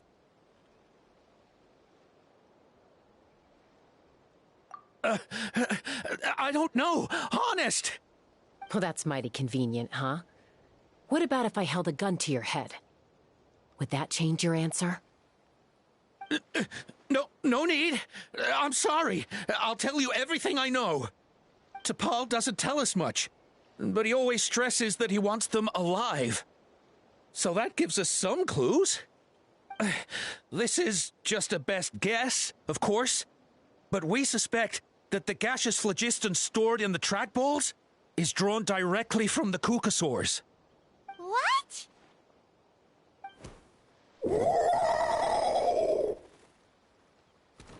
Easy now. You're still injured. Hey, keep talking. Yes, ma'am. So, the gaseous phlogiston has to be highly refined in order to power the phlogiston wings. The slightest imperfection can have disastrous consequences, as you just witnessed. But the Kukasaurs have a natural ability to process gaseous phlogiston. So, if you use them as an intermediary, then...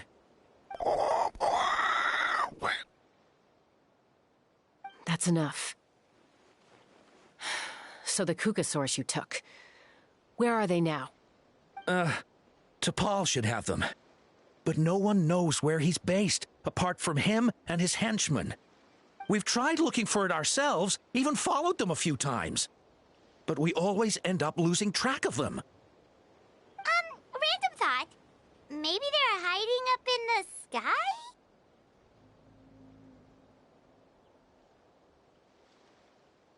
T'Pol, T'Pol.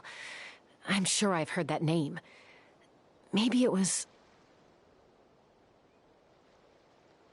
Chaska! Traveler!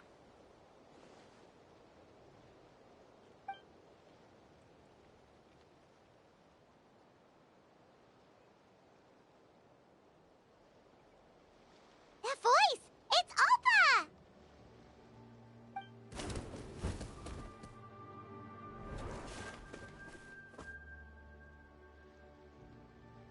Elder Alba? What brings you all the way out here? Well, I was patrolling nearby when I heard the sound of an explosion. What's going on?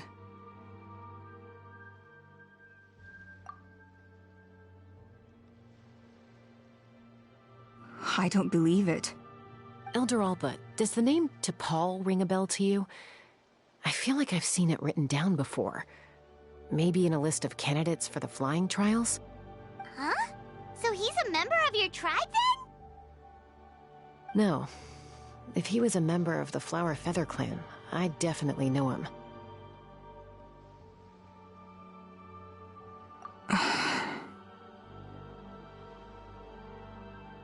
Now that you mention it, I do remember a young man from outside our tribe who came to participate in our flying trials once. You were away on a mission at the time, which is probably why you don't remember him. He was a craftsman from the Children of Echoes, but he'd always dreamed of soaring the skies, so he wanted to join our flying squad. The Children of Echoes? That's rare. But despite his best efforts, he unfortunately failed to pass the trial and gain the Kukusaur's approval. In the end, he went wingless and returned dejected to the Children of Echoes. Wingless, huh? Maybe he invented the phlogiston wings to get revenge on the Kukusaurs. Perhaps. Or maybe it's simply his way of dealing with his regrets over his past flying endeavors. Either way, it doesn't excuse his abuse of the Kukusaurs. I'm gonna take these guys back and expose the truth to the tribe. It's time for this conflict to end. Easy, Chaska. Remember what I said about keeping a low profile? The ringleader still hasn't shown himself, and this man's allegation about powering the phlogiston wings with Kukusaurs is only speculation. Bringing these men to the tribe now won't win over any current supporters of the phlogiston wings. In fact, it may even escalate the conflict further. After all, many are mistrustful of the Kukusaurs after recent events. Is that why T'Pol waited until now to try to capture my sister? I don't know. I mean, he did tell us to spread negative rumors about the Kukusaurs and slip some Mora to anyone opposed to them, but... But Koya only attacked humans because they stole her child! Nevertheless, we will be hard-pressed to change people's minds while emotions are running high. Unless we have irrefutable evidence.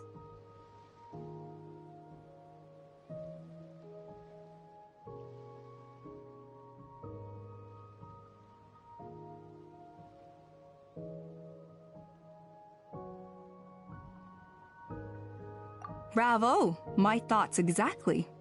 In the meantime, leave these men with me. I'll escort them back to the tribe. I'll take the other members of their crew into custody, too. They won't get another chance to stir up trouble. Fair enough.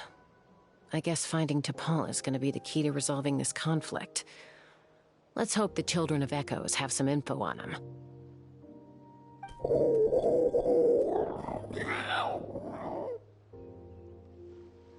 Sorry, whatever it is, it'll have to wait till this is all blown over.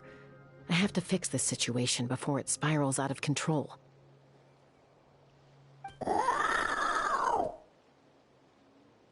Mom, Sis, rest up and get well soon. I gotta fly.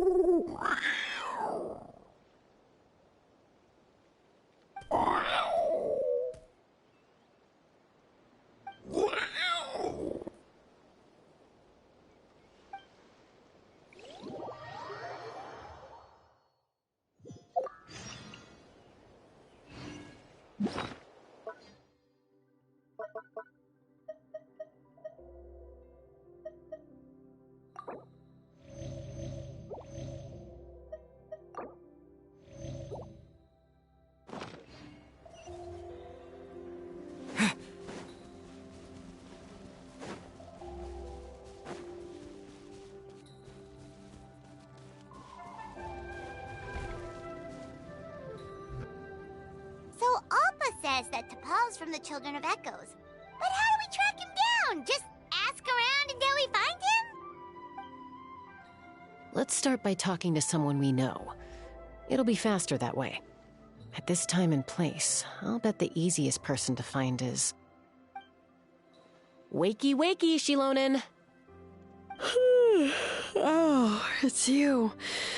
Okay, give me a second. I'll come down.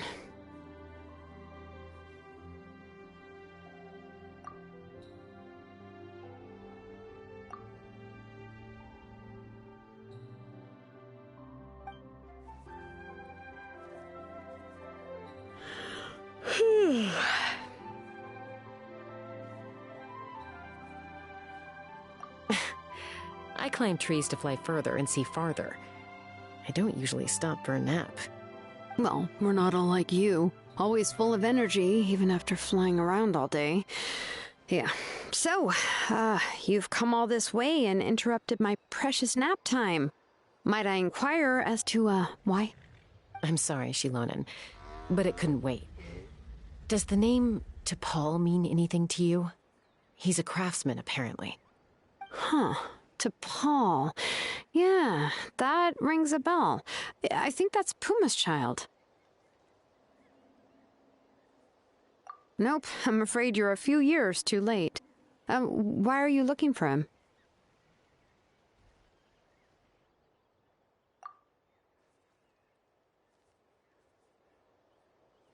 Huh, phlogiston wings. Wow, okay. The kid actually pulled it off. Well, looks like, no more rest for me today. Pulled it off? You mean he's tried making something like this before? Yeah, he started trying to build a flying machine right after he got back from the Blumenfeder-Klan. So right after he went wingless, then. Was this flying machine anything like the gun you made me? You mean your gun that's harder to tame than the proudest Kukasaur? No, he wanted to build something that allows anyone to fly freely, even if they're not naturally gifted. But he never got very far back then, though. Blew up his workshop a few times and barely made it out alive. I never really kept up with him after that. His parents traveled a lot in their youth and only returned to the tribe after he was born. But they settled in a remote area and don't interact with other people much. Which means most people in the tribe don't know them very well. Your best bet is to chat to his direct family. I'll, go get Puma. Wait for me in front of the workshop. I won't be long.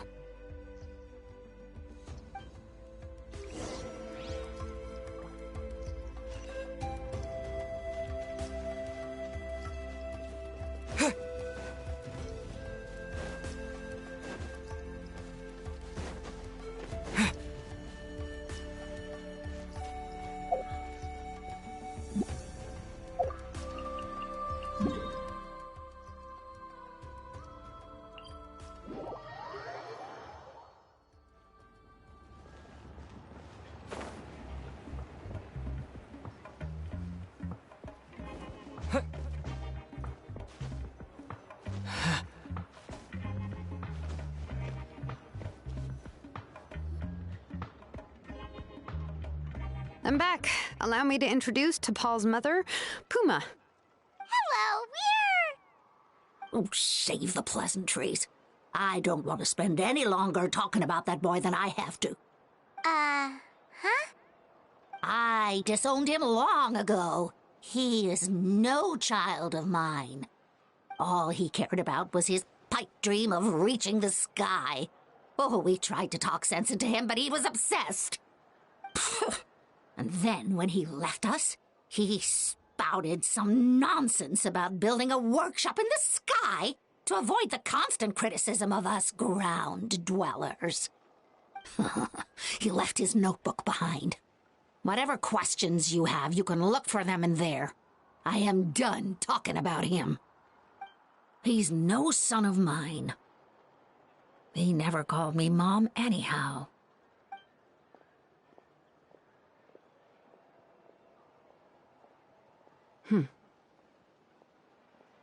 Wow, they've really fallen out. Paimon sure wasn't expecting that.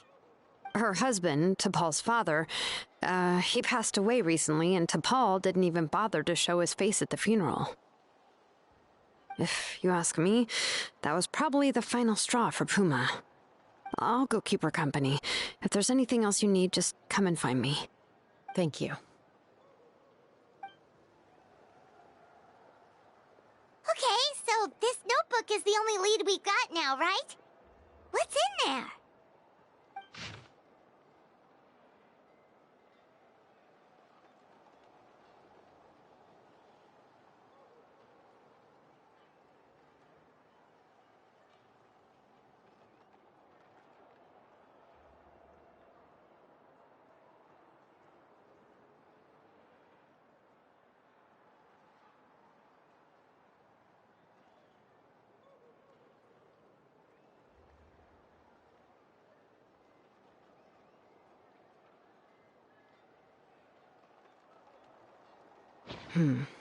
Some early designs for the phlogiston wings, and some theorizing about an airborne workshop.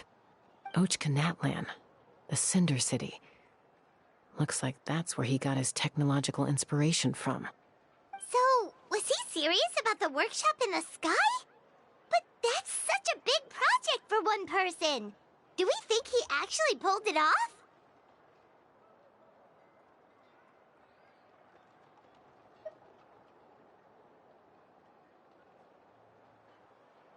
Oh, yes!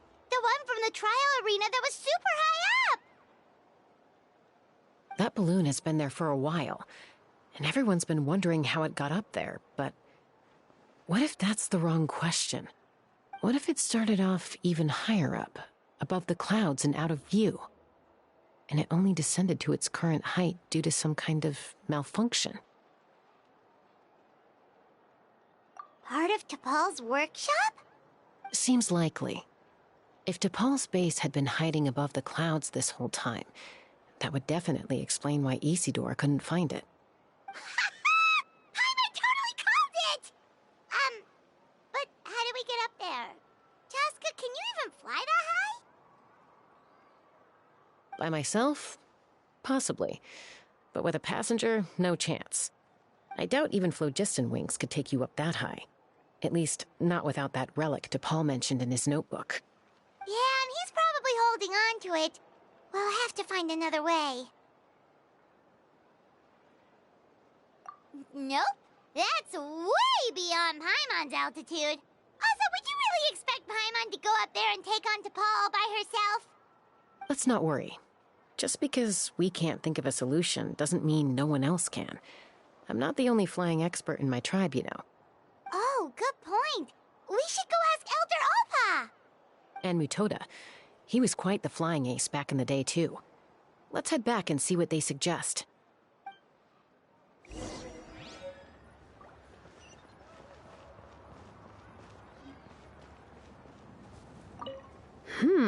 How's the sleuthing going? Hanging in there. She seems to have calmed down now. I'll check in with her again later. I think something about handing you that notebook meant she was finally able to let go of a few things, so maybe this was for the best.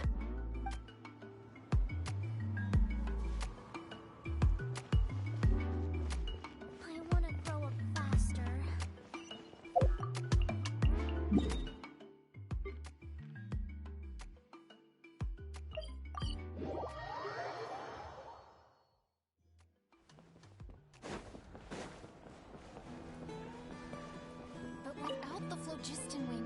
Chaska, you're finally back. Things are getting really tense in the tribe. Have you made any headway with your investigation? Some people even think we arrested the merchants just to support the flying squad and crack down on the phlogiston wings.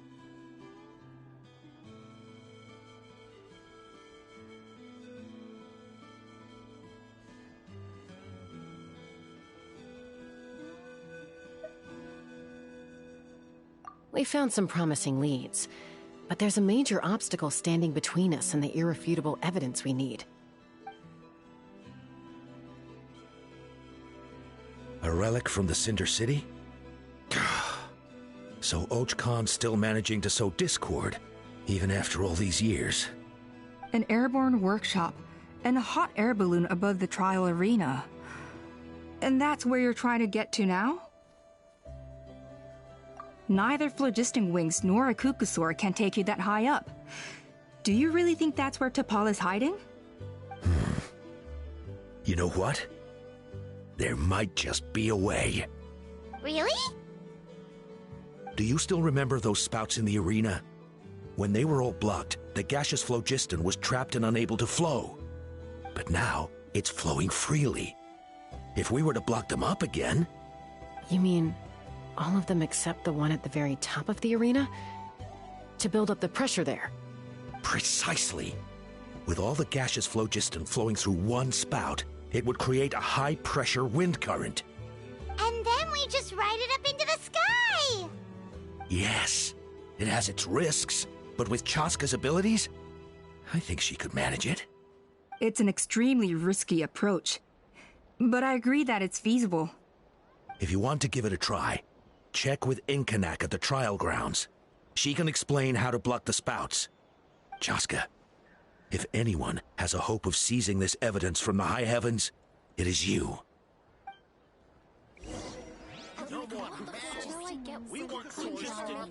Isn't bad-mouthing the Kukusaurs going a step too far?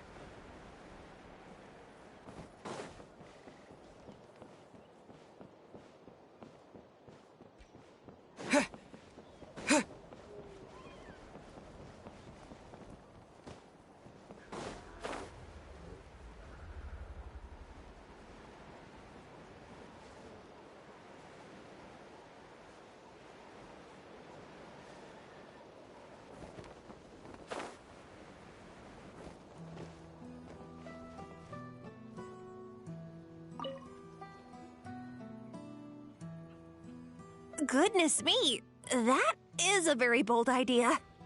Maybe so, but we have to act fast.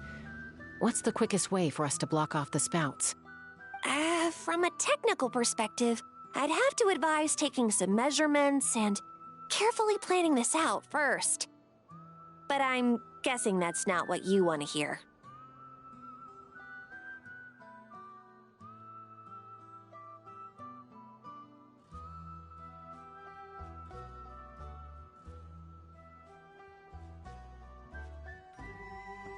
Then we'll have to take the rough and ready approach. See the solid phlogiston over there? Our prior inspections revealed that some kind of stable structure has formed inside, making it highly damage resistant. It's not without its weak points, but unless they're all struck at the same time, the structural integrity won't be threatened. So, what happens if we do strike them all at once? It'll collapse. Okay, I see where you're going with this. Yeah, you got it. As long as you hit all the weak spots at once from the right angle, the solid phlogiston will fall right on top of the spout and block it up. You're right about rough and ready. Sounds like my kind of plan.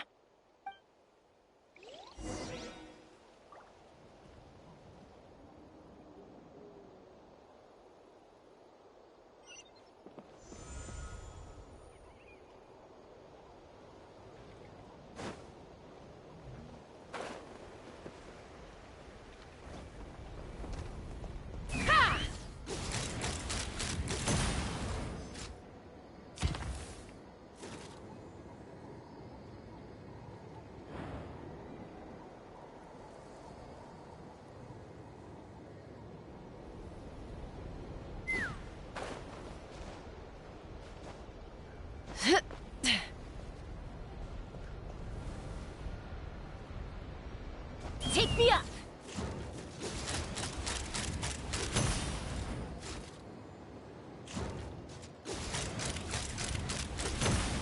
Locked on!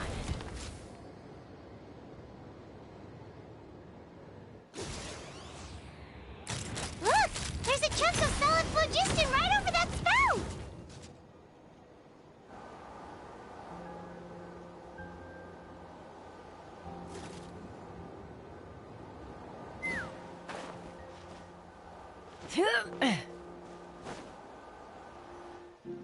It actually worked!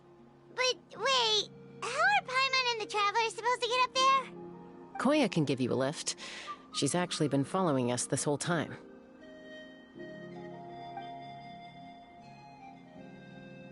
Wow, Paimon didn't notice at all.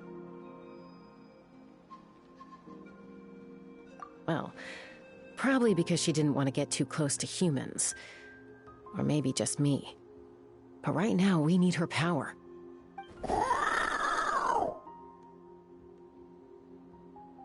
Whoa, you didn't even have to summon her!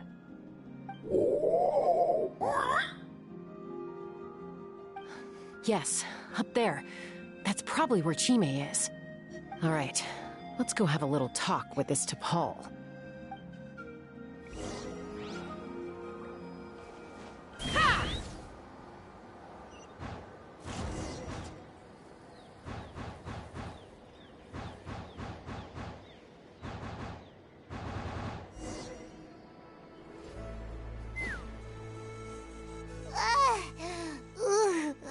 Paimon's never flown that fast before. She feels so ready to throw up.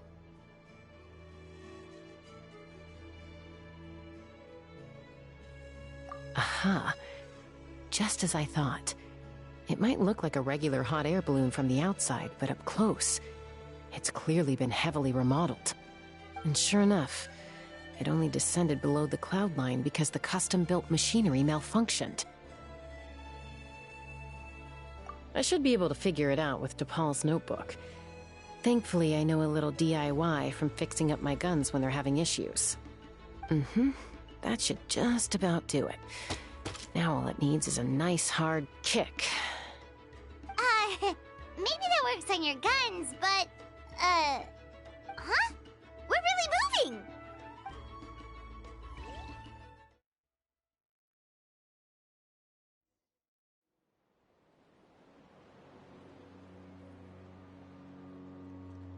Here it is! The workshop in the sky! Oh, you gotta see it to believe it.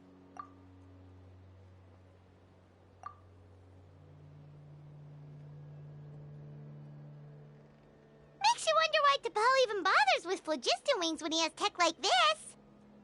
Well, according to the notebook, the platform beneath us runs on components from the Cinder City. Those can't be mass-produced. Also, I have some doubts about its mobility after seeing how it moved just now. For someone like T'Pol who dreams of flying freely, this definitely doesn't cut it. But if he's got that relic, he should be able to make a set of prototype wings for himself, right? Why bother making a whole flying workshop so he can mass-produce them?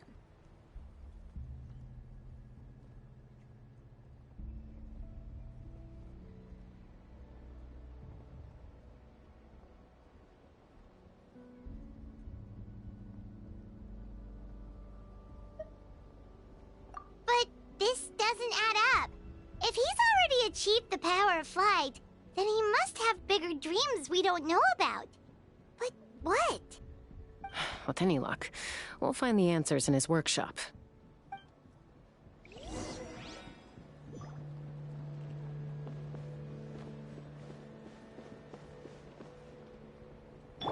Hold that pose!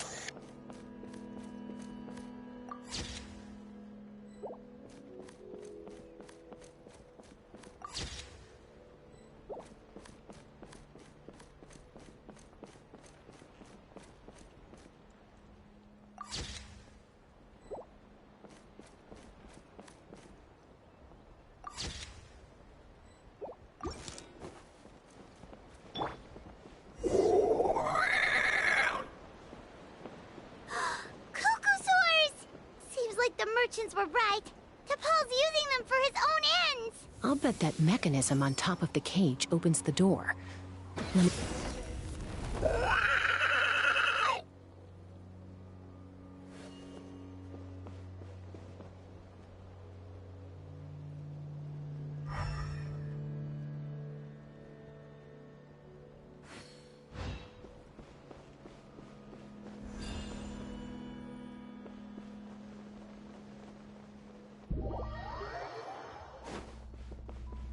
me up!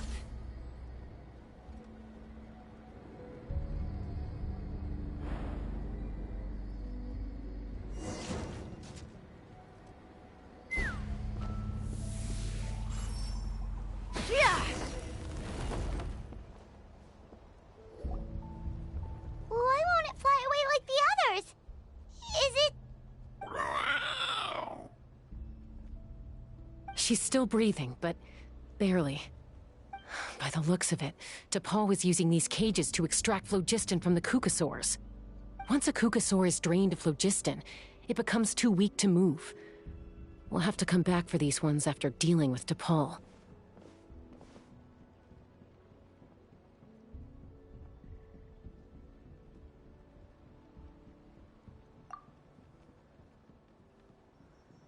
Let me see. Looks like a record of his phlogiston research. Log number 330. With the support of... I was finally able to launch the airborne workshop. Even though it relies on the relic for 80% of its power supply, I've at least taken the first step. Log number 348. Research on the relic is progressing well. I should be able to replicate the technology and scale up production very soon. Has proposed a name for this groundbreaking invention: the phlogiston wings. I think I'm getting close. Soon I will achieve my dreams. Log number 377. Encountered some issues with the new smaller model phlogiston wings.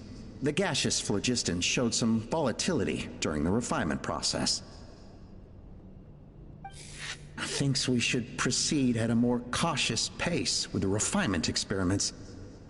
But after so many past failures, I have to prove that I will succeed this time. Log number 114.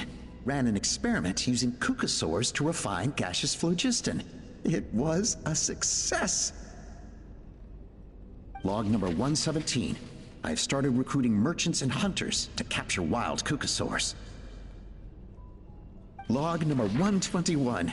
Major breakthrough in the efficiency of phlogiston yield. Huh? So many parts have been crossed out!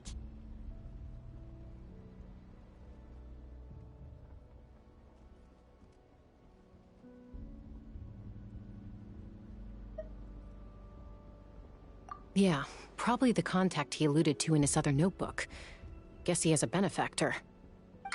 Did anyone else notice how the numbering system in this notebook suddenly changed halfway through?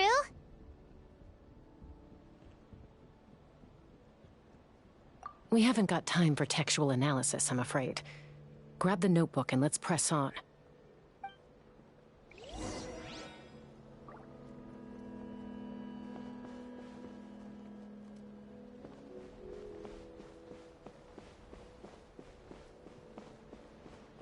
Huh. Never seen one of these before.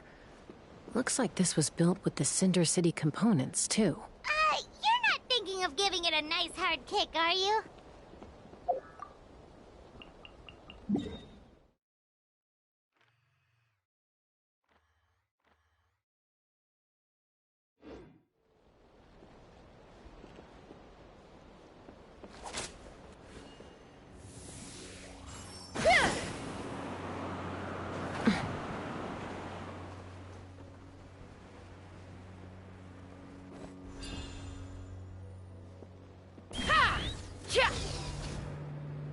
Whoa! What's that mechanism doing? It's asking for a nice hard kick where it hurts. Aim for the weak spot.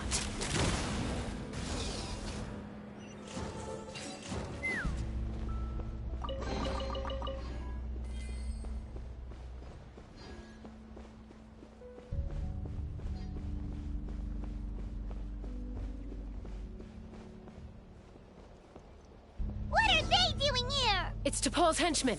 He must have brought them here using the relic in his prototype wings. Watch out!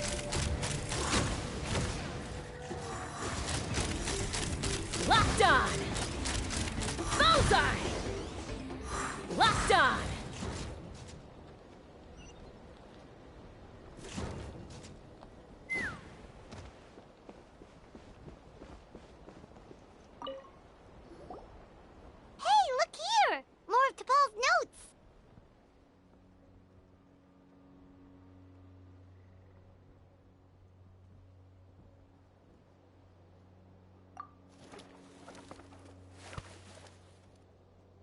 Log number 403. Introduce me to some new comrades who fully support my ideas. I told them that some saurians are blessed with wings, and some people with natural gifts, while the less fortunate among us can only look on longingly as they seize the skies. But I also told them that progress can erase individual differences. Think of the tools humanity has made to fight back against wild beasts. The law we have put in place to even the playing field between the strong and the weak. I promised them that our research will be the new frontier of human progress. With our phlogiston wings, the power of flight will no longer be for a select few to enjoy. Imagine a world where the skies are for all to share. I only hope that when we finally achieve this goal, we'll be proud of me. Imagine a world where the skies are for all to share. Yes, what a wonderful world that would be. If only it were possible. We could respond faster, and so many tragedies could be prevented. But DePaul, what about the saurians you're draining dry of phlogiston? You're not sharing the sky, you're stealing it! Bad move. I won't let you get away with it.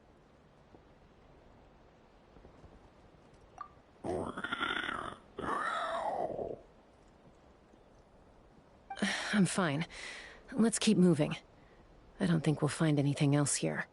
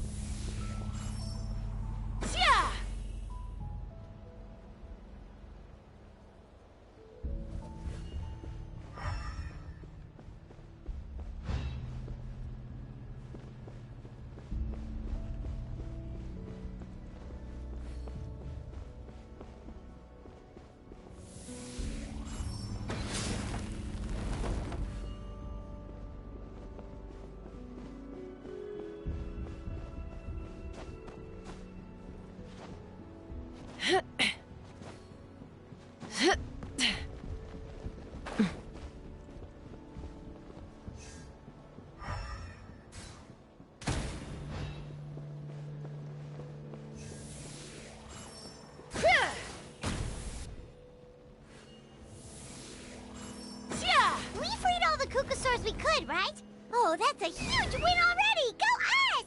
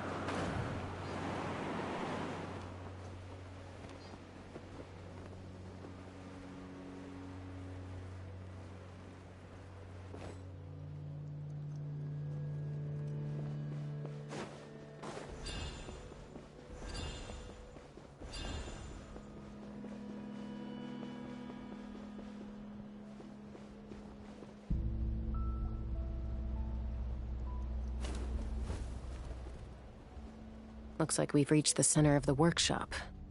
And still no sign of Koya's baby.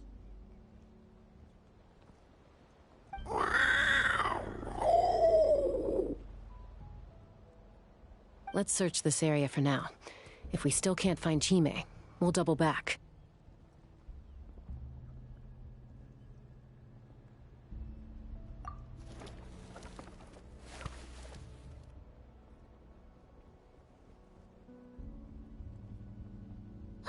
Chaska, Traveler, come quick! What is it? Did you find Chime? Not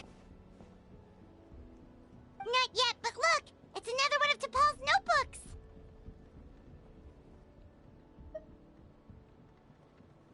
All right.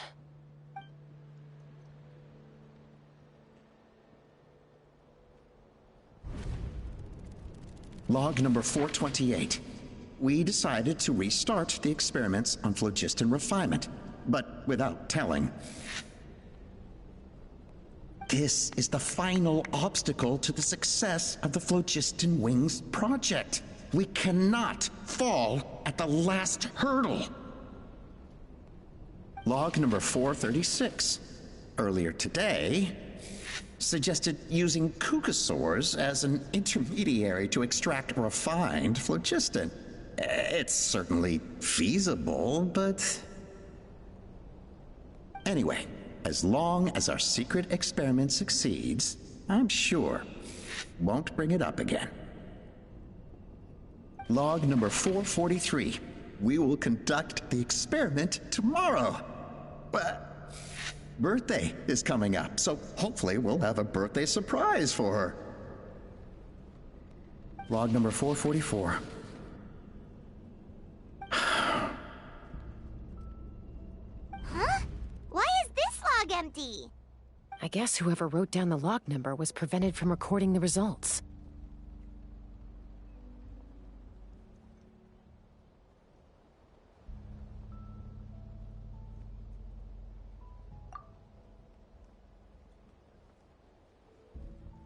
Log number 0. We lost many comrades in the accident. Among them are friends, lovers, and children. But we cannot stop now. We will keep their legacy alive and carry their dreams forward. As of today, we are scrapping the artificial refinement method. Instead, we will focus all our efforts on phlogiston extraction from live cucosaurs. They are arrogant beasts whose existence in the wild serves no one but themselves. Their true worth lies in their sacrifice for the sake of human progress. To facilitate our operations, we will gradually move the airborne workshop closer to the Blumenfeder-Klan, even as we continue to expand it. All this we do to create a world where the skies are for all of humanity to share. All this we do to make T'Pol's dream a reality. Given the way this is written, not to mention the fact that the numbering has started over from 0, it kinda sounds like this is someone new. Does that mean that T'Pol's already...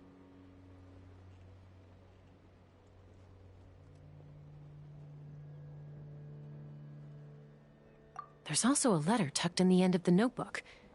It's from Puma.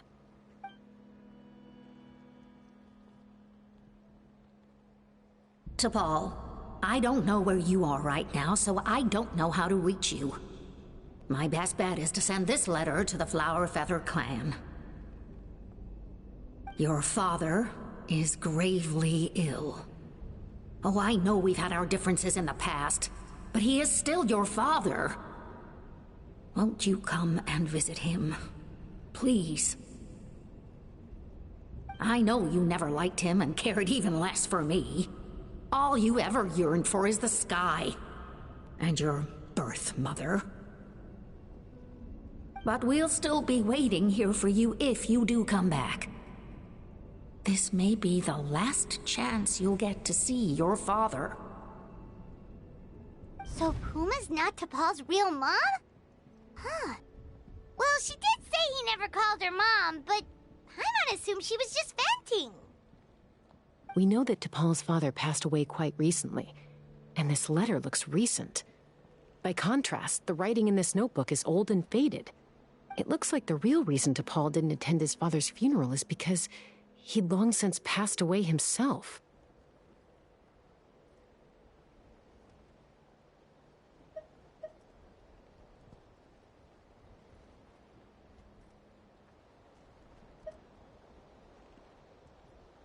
If we ask ourselves why this letter was sent to the Blumenfeder-Klan, why T'Pol always yearned for the sky, and how he got his hands on a relic from the Cinder City, it all points to one answer. That's right. T'Pol was my child. He was born during my days as a wingless wanderer. His birth gave me new hope. I wanted to become the kind of mother who spent her days as a valiant rider, soaring the skies. Not an aimless, wingless nobody. But his father wanted to settle down, to give his child a safe, sheltered life in his tribe. We fought about it constantly, until the love we once had for each other was gone. He started a new family, with another traveler who was also looking to return home. And I went back to the Blumenfeder-Klan, alone. Oppa? I had no idea that despite being raised among the children of echoes, my child still harbored dreams of the skies. Can you imagine, Chaska? The joy and surprise I felt when he showed up at my door, asking to join the flying trials. Or how proud I was when he said he wanted to prove his own worth, rather than relying on my position as elder. And then the anguish that overcame me when he was rejected by the Kukusaurs and became wingless, just as I had after my injury. You've got a lot of nerve showing your face here. Don't take this the wrong way, Chaska. I'm not here for a fight. I just want to talk. Isn't that your preferred way to resolve things? I trust you've learned of T'Pol's wish on your way here. A world where the skies are for all of humanity to share. If only his dream can be realized, no one will ever have to lose their wings again. Our aerial prowess will be greater than ever before. War will never again come at such a great cost. The loss of Koichi is a tragedy that need never be repeated. So tell me, Chaska, do you really wish to see the phlogiston wings forever grounded and gathering dust? Nothing you've said excuses all the conflict you've caused. You mean the argument back at the tribe? It was a necessary measure. Sometimes this is the only way to accelerate the pace of progress.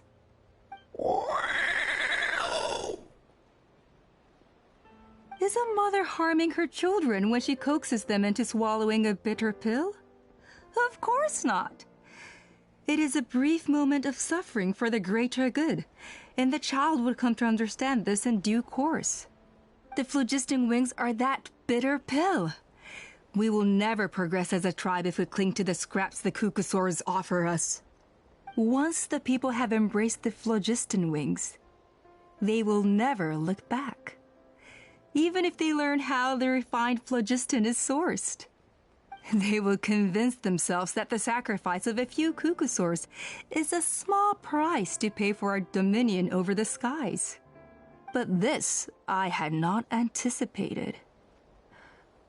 I barely had the chance to introduce the phlogiston wings to the tribe before you found this place. Your plan was hardly foolproof. Yet, it can still be salvaged. Chaska, traveler, you are the hope of humanity. I'm sure you have your doubts about my methods, but know that my love for humanity and for Natlan is genuine. You know me, Chaska. And you know that I've always treated everyone in the Blumenfeder-Klan as my own children, as fellow humans. Surely you can understand my perspective.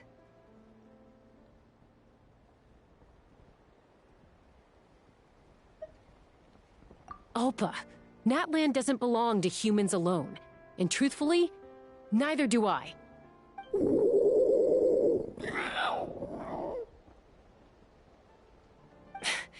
How many times has the Abyss invaded Natlan now? And yet despite how much stronger it is than us, Natlan still stands as a nation of humans and saurians. Peace imposed by force will crumble in a matter of days, because social bonds are what hold a civilization together. Weren't you the one that taught me that? And yet you would break the bond we share with our saurian companions to take more power for ourselves?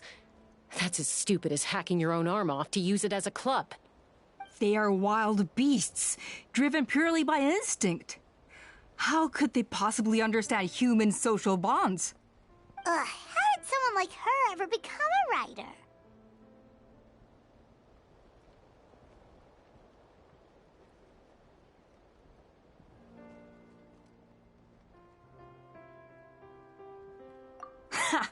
You overestimate them. They bow to the strong and shun the weak. That's all there is to it. They never gave Tepal a second glance when he was at his lowest, nor me when I returned injured from the Cinder City. It's all about survival of the fittest for them. Plain and simple. They obeyed me once I proved myself stronger than them, but the moment it serves them better, they'll abandon me in a heartbeat. You're wrong, Alpa. They only reject the wingless because they don't want to fly anyone to their death. Chaska, I will promise you this.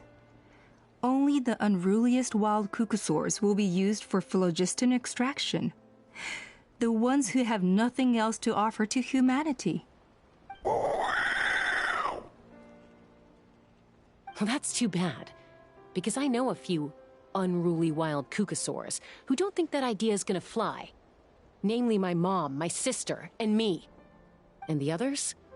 To us, they're friends, family, even children.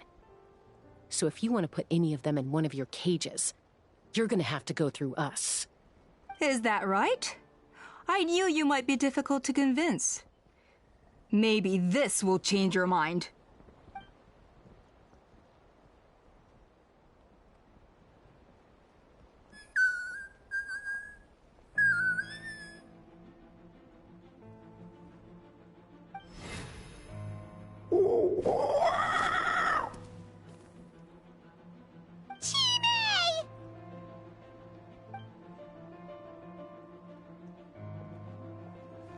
Alpa! Careful. Don't make any rash decisions. Unless you want to see her suffer. Oh no, that's one of the extraction cages! I told my subordinates to take control of the tribe while I was away. Luckily for them, our strongest warrior and our most powerful ally aren't there to stop it.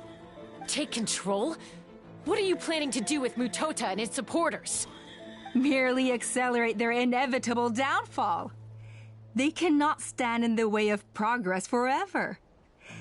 It is not the move I wish to make, but I'm afraid you and your friends force my hand. And since you insist on imposing me too, I have no choice but to keep you here until the dust has settled. So that's what you meant by I just want to talk. You never intended to negotiate. You just wanted to stall us. No, Chaska.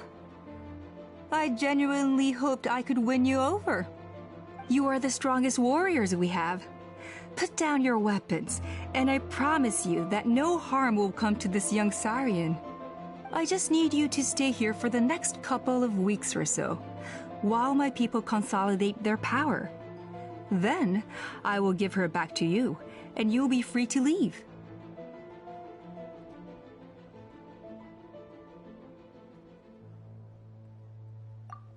As long as the majority supports our vision, even the Pyro Archon cannot meddle in our internal affairs.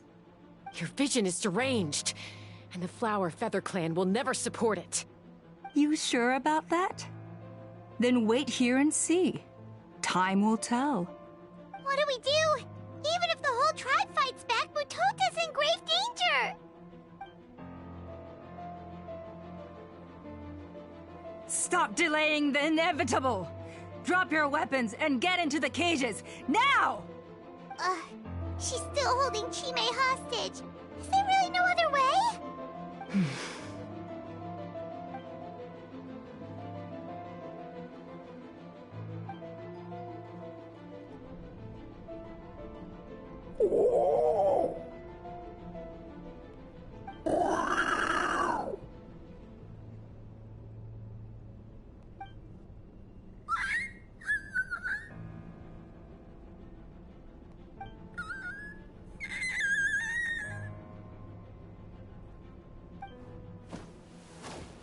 Koya?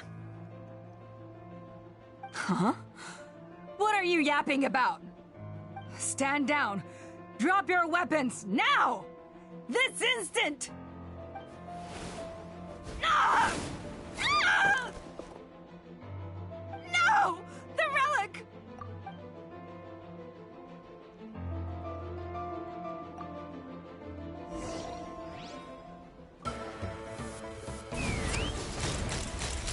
Bullseye! Bullseye! Give up, Alpa. We're negotiating my way now, and this ain't your strong suit. Shut up! Just shut up! Ah! Help! Anybody? Hey, something's up with this relic! Open fire! Bullseye! Ah!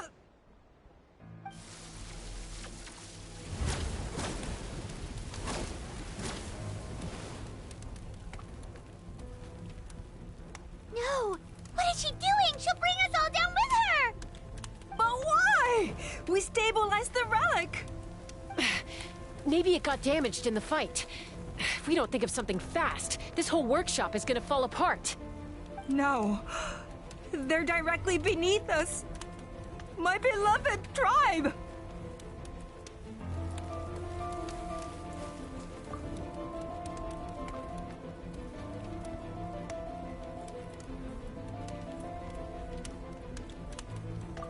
Okay,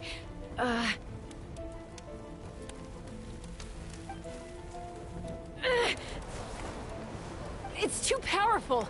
This ain't a toy like last time. I don't think I can just throw it aside.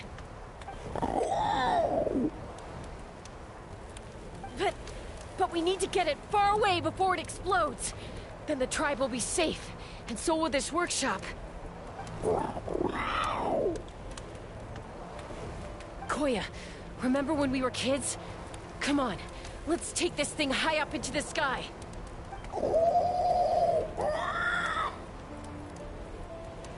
Don't worry, I know I can get rid of it before it explodes. We're talking some surface wounds at most. All I need is for you to catch me at the end, just like old times.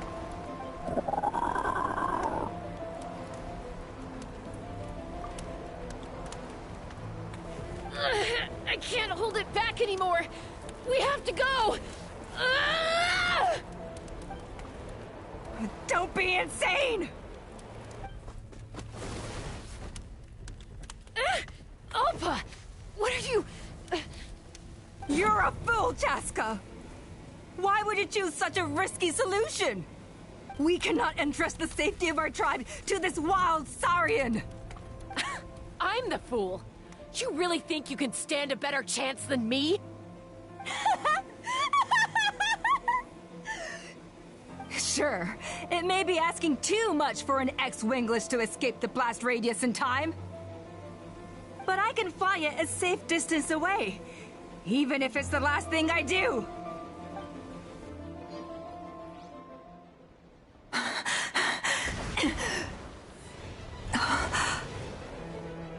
Here, this should be high enough to save the clan. What? You don't get to die a hero today.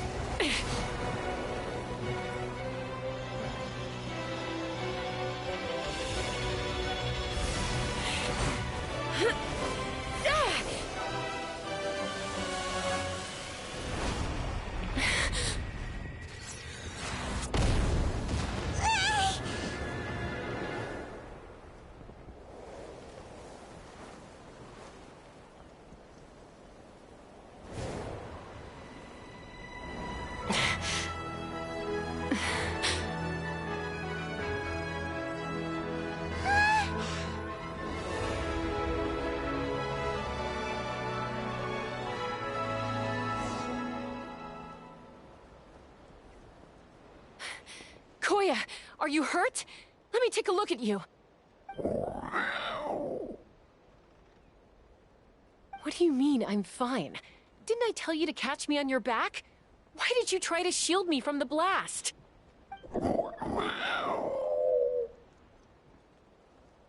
Accident? Yeah, right. Seriously, you're as stubborn as ever.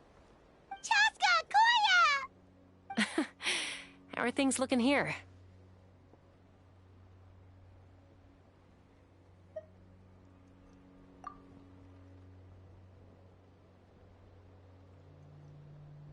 I think that's putting it mildly.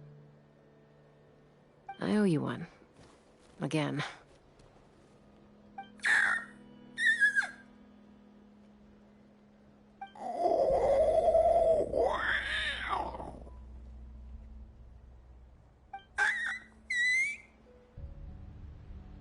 Oh, but be honest. Do you still think Kukasaurs can't form bonds? Mom, I'll figure out the refinement problem. I'll find a way. You don't need to worry about it. I just need some more time. That's all I ask. Please just trust me. Just this once.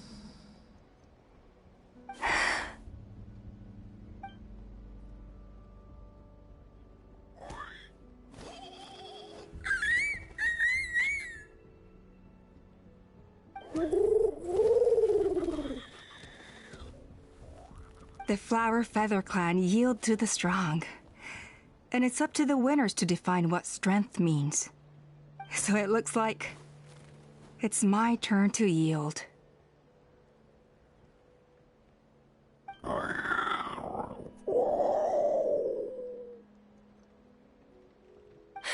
Koya! Koya!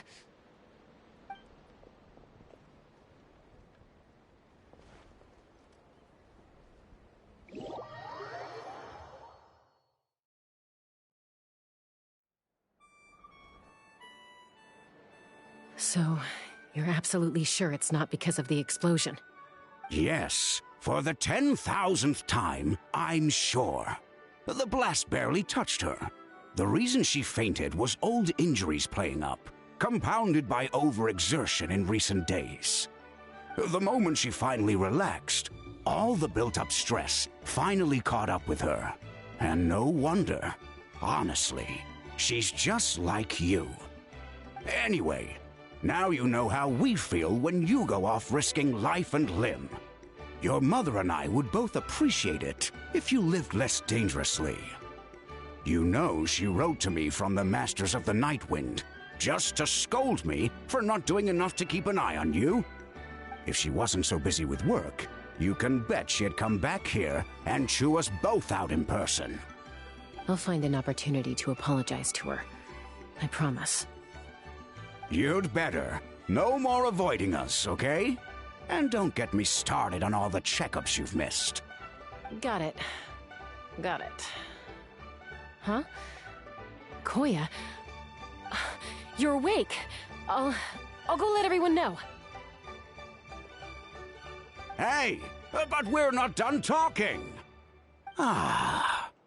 What are we gonna do with her, Even after everything that's happened, she still hasn't figured out how to start the conversation with you. She keeps saying, I don't think Koya has forgiven me yet. But if you ask me, she's the one who's scared to open up and have an honest conversation. For all her confidence, she's a very sensitive soul underneath. You'd think as a peacemaker, she of all people would know how to reconcile with her family after a falling out. She must have been a handful growing up. Thank you for being there for her. And of course, thank you for keeping her safe when you were up there in the sky. Koya, Uncle Cusco, we're here!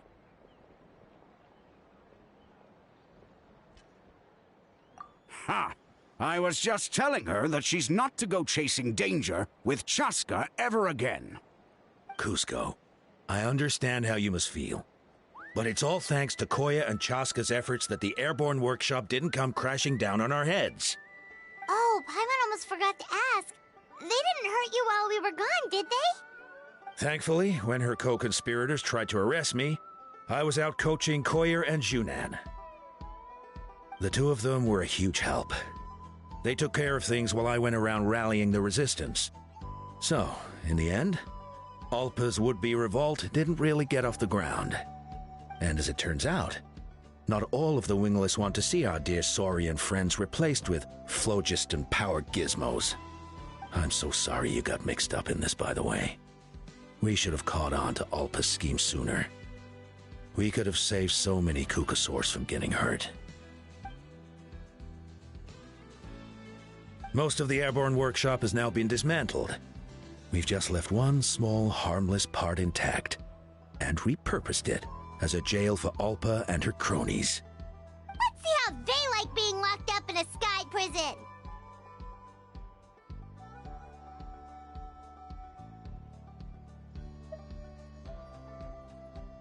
So, it looks like there's just one last conflict left to resolve. Peacemaker, you're up. I said I had to wait until things had blown over, didn't I? And now they have. But I still have no idea what to say. Koya, I just want to say, I'm sorry for how things went down back then.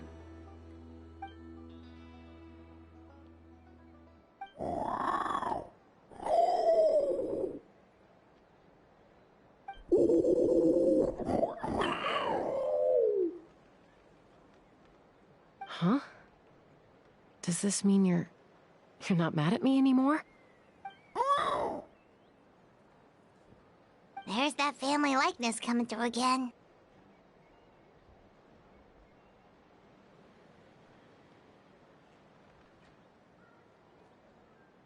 But that day, when we ran into each other...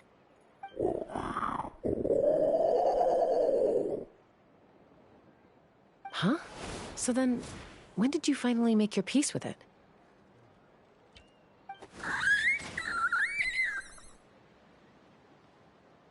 Aw,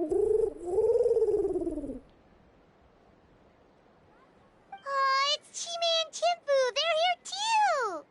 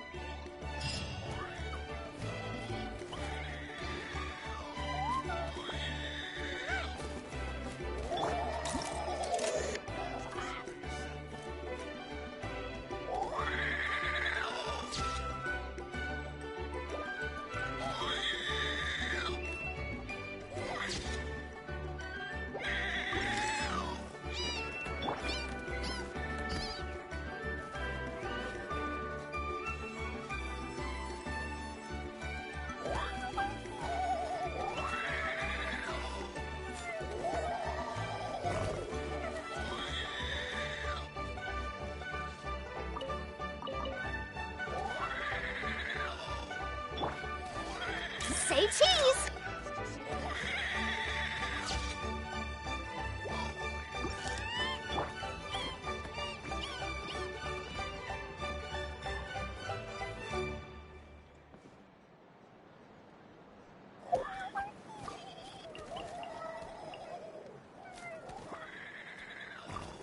Why do you never take off that mask anyway?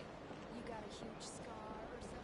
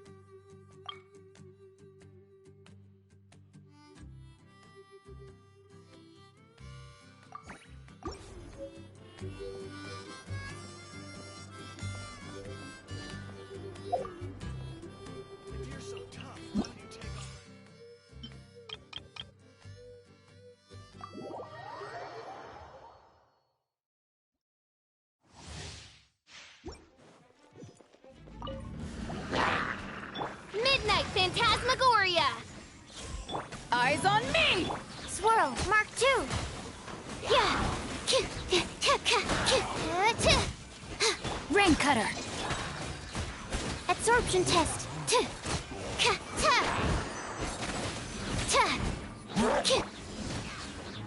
Wings of Darkness!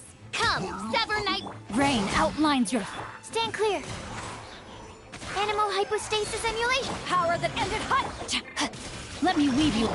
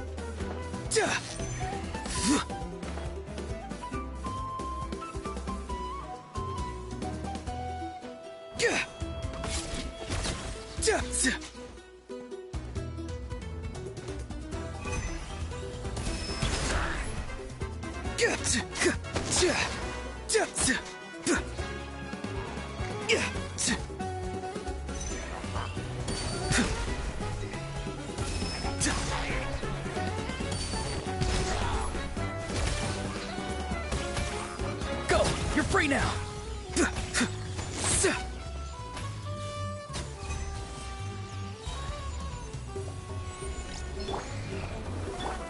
Swirl, Mark. Rain Cutter! Oz, repeat...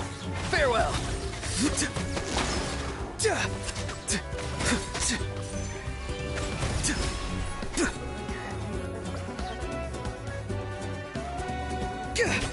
Tell me what you see. Animal test 6308.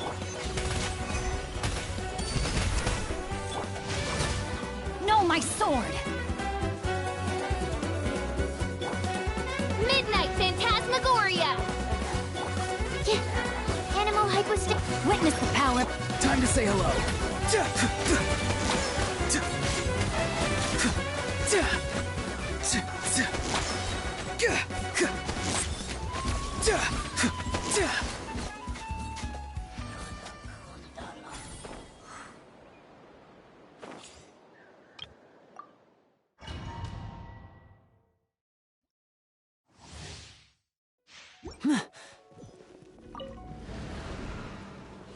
You're toast!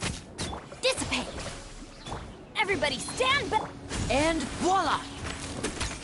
Sha!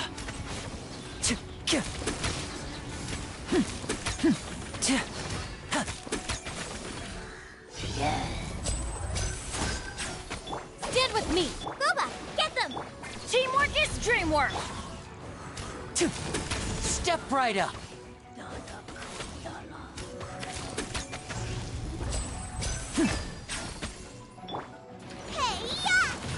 Dissipate! Lightning, purify! Here comes the finale!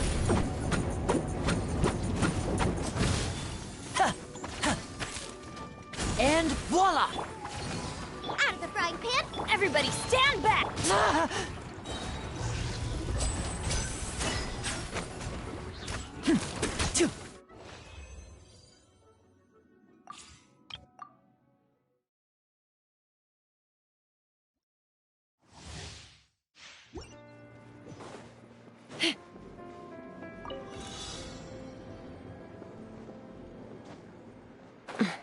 Let's fly!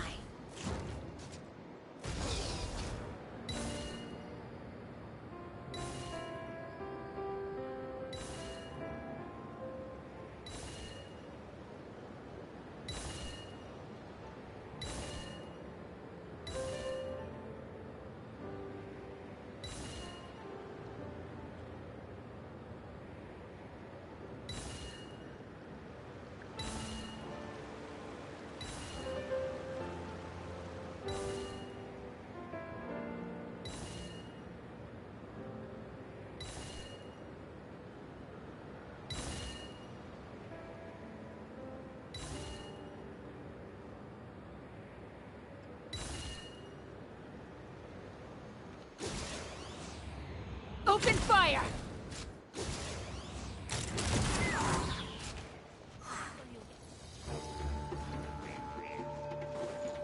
Take me up! Bullseye! Bullseye! That's all I've got. Open fire! Hold on to your hats.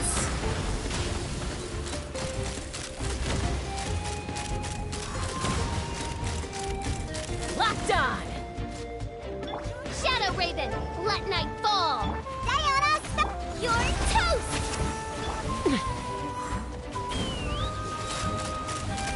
Locked on! I got it! Cool it down.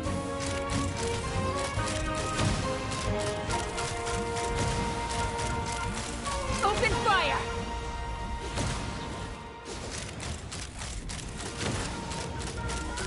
Bullseye!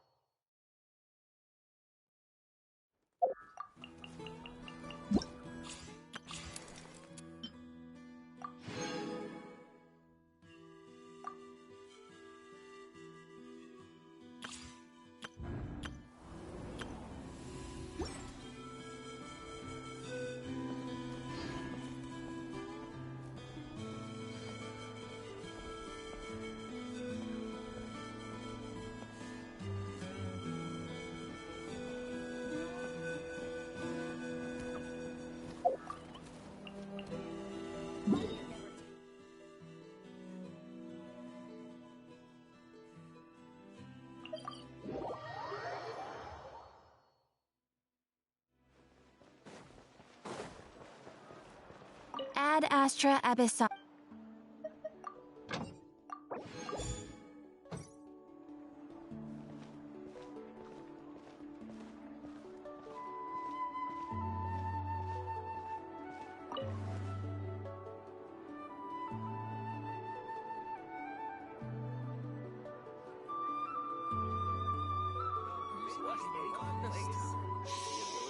Interfere with the mixing process if you don't keep your voice. You might want to get a guide if you're not familiar with the area.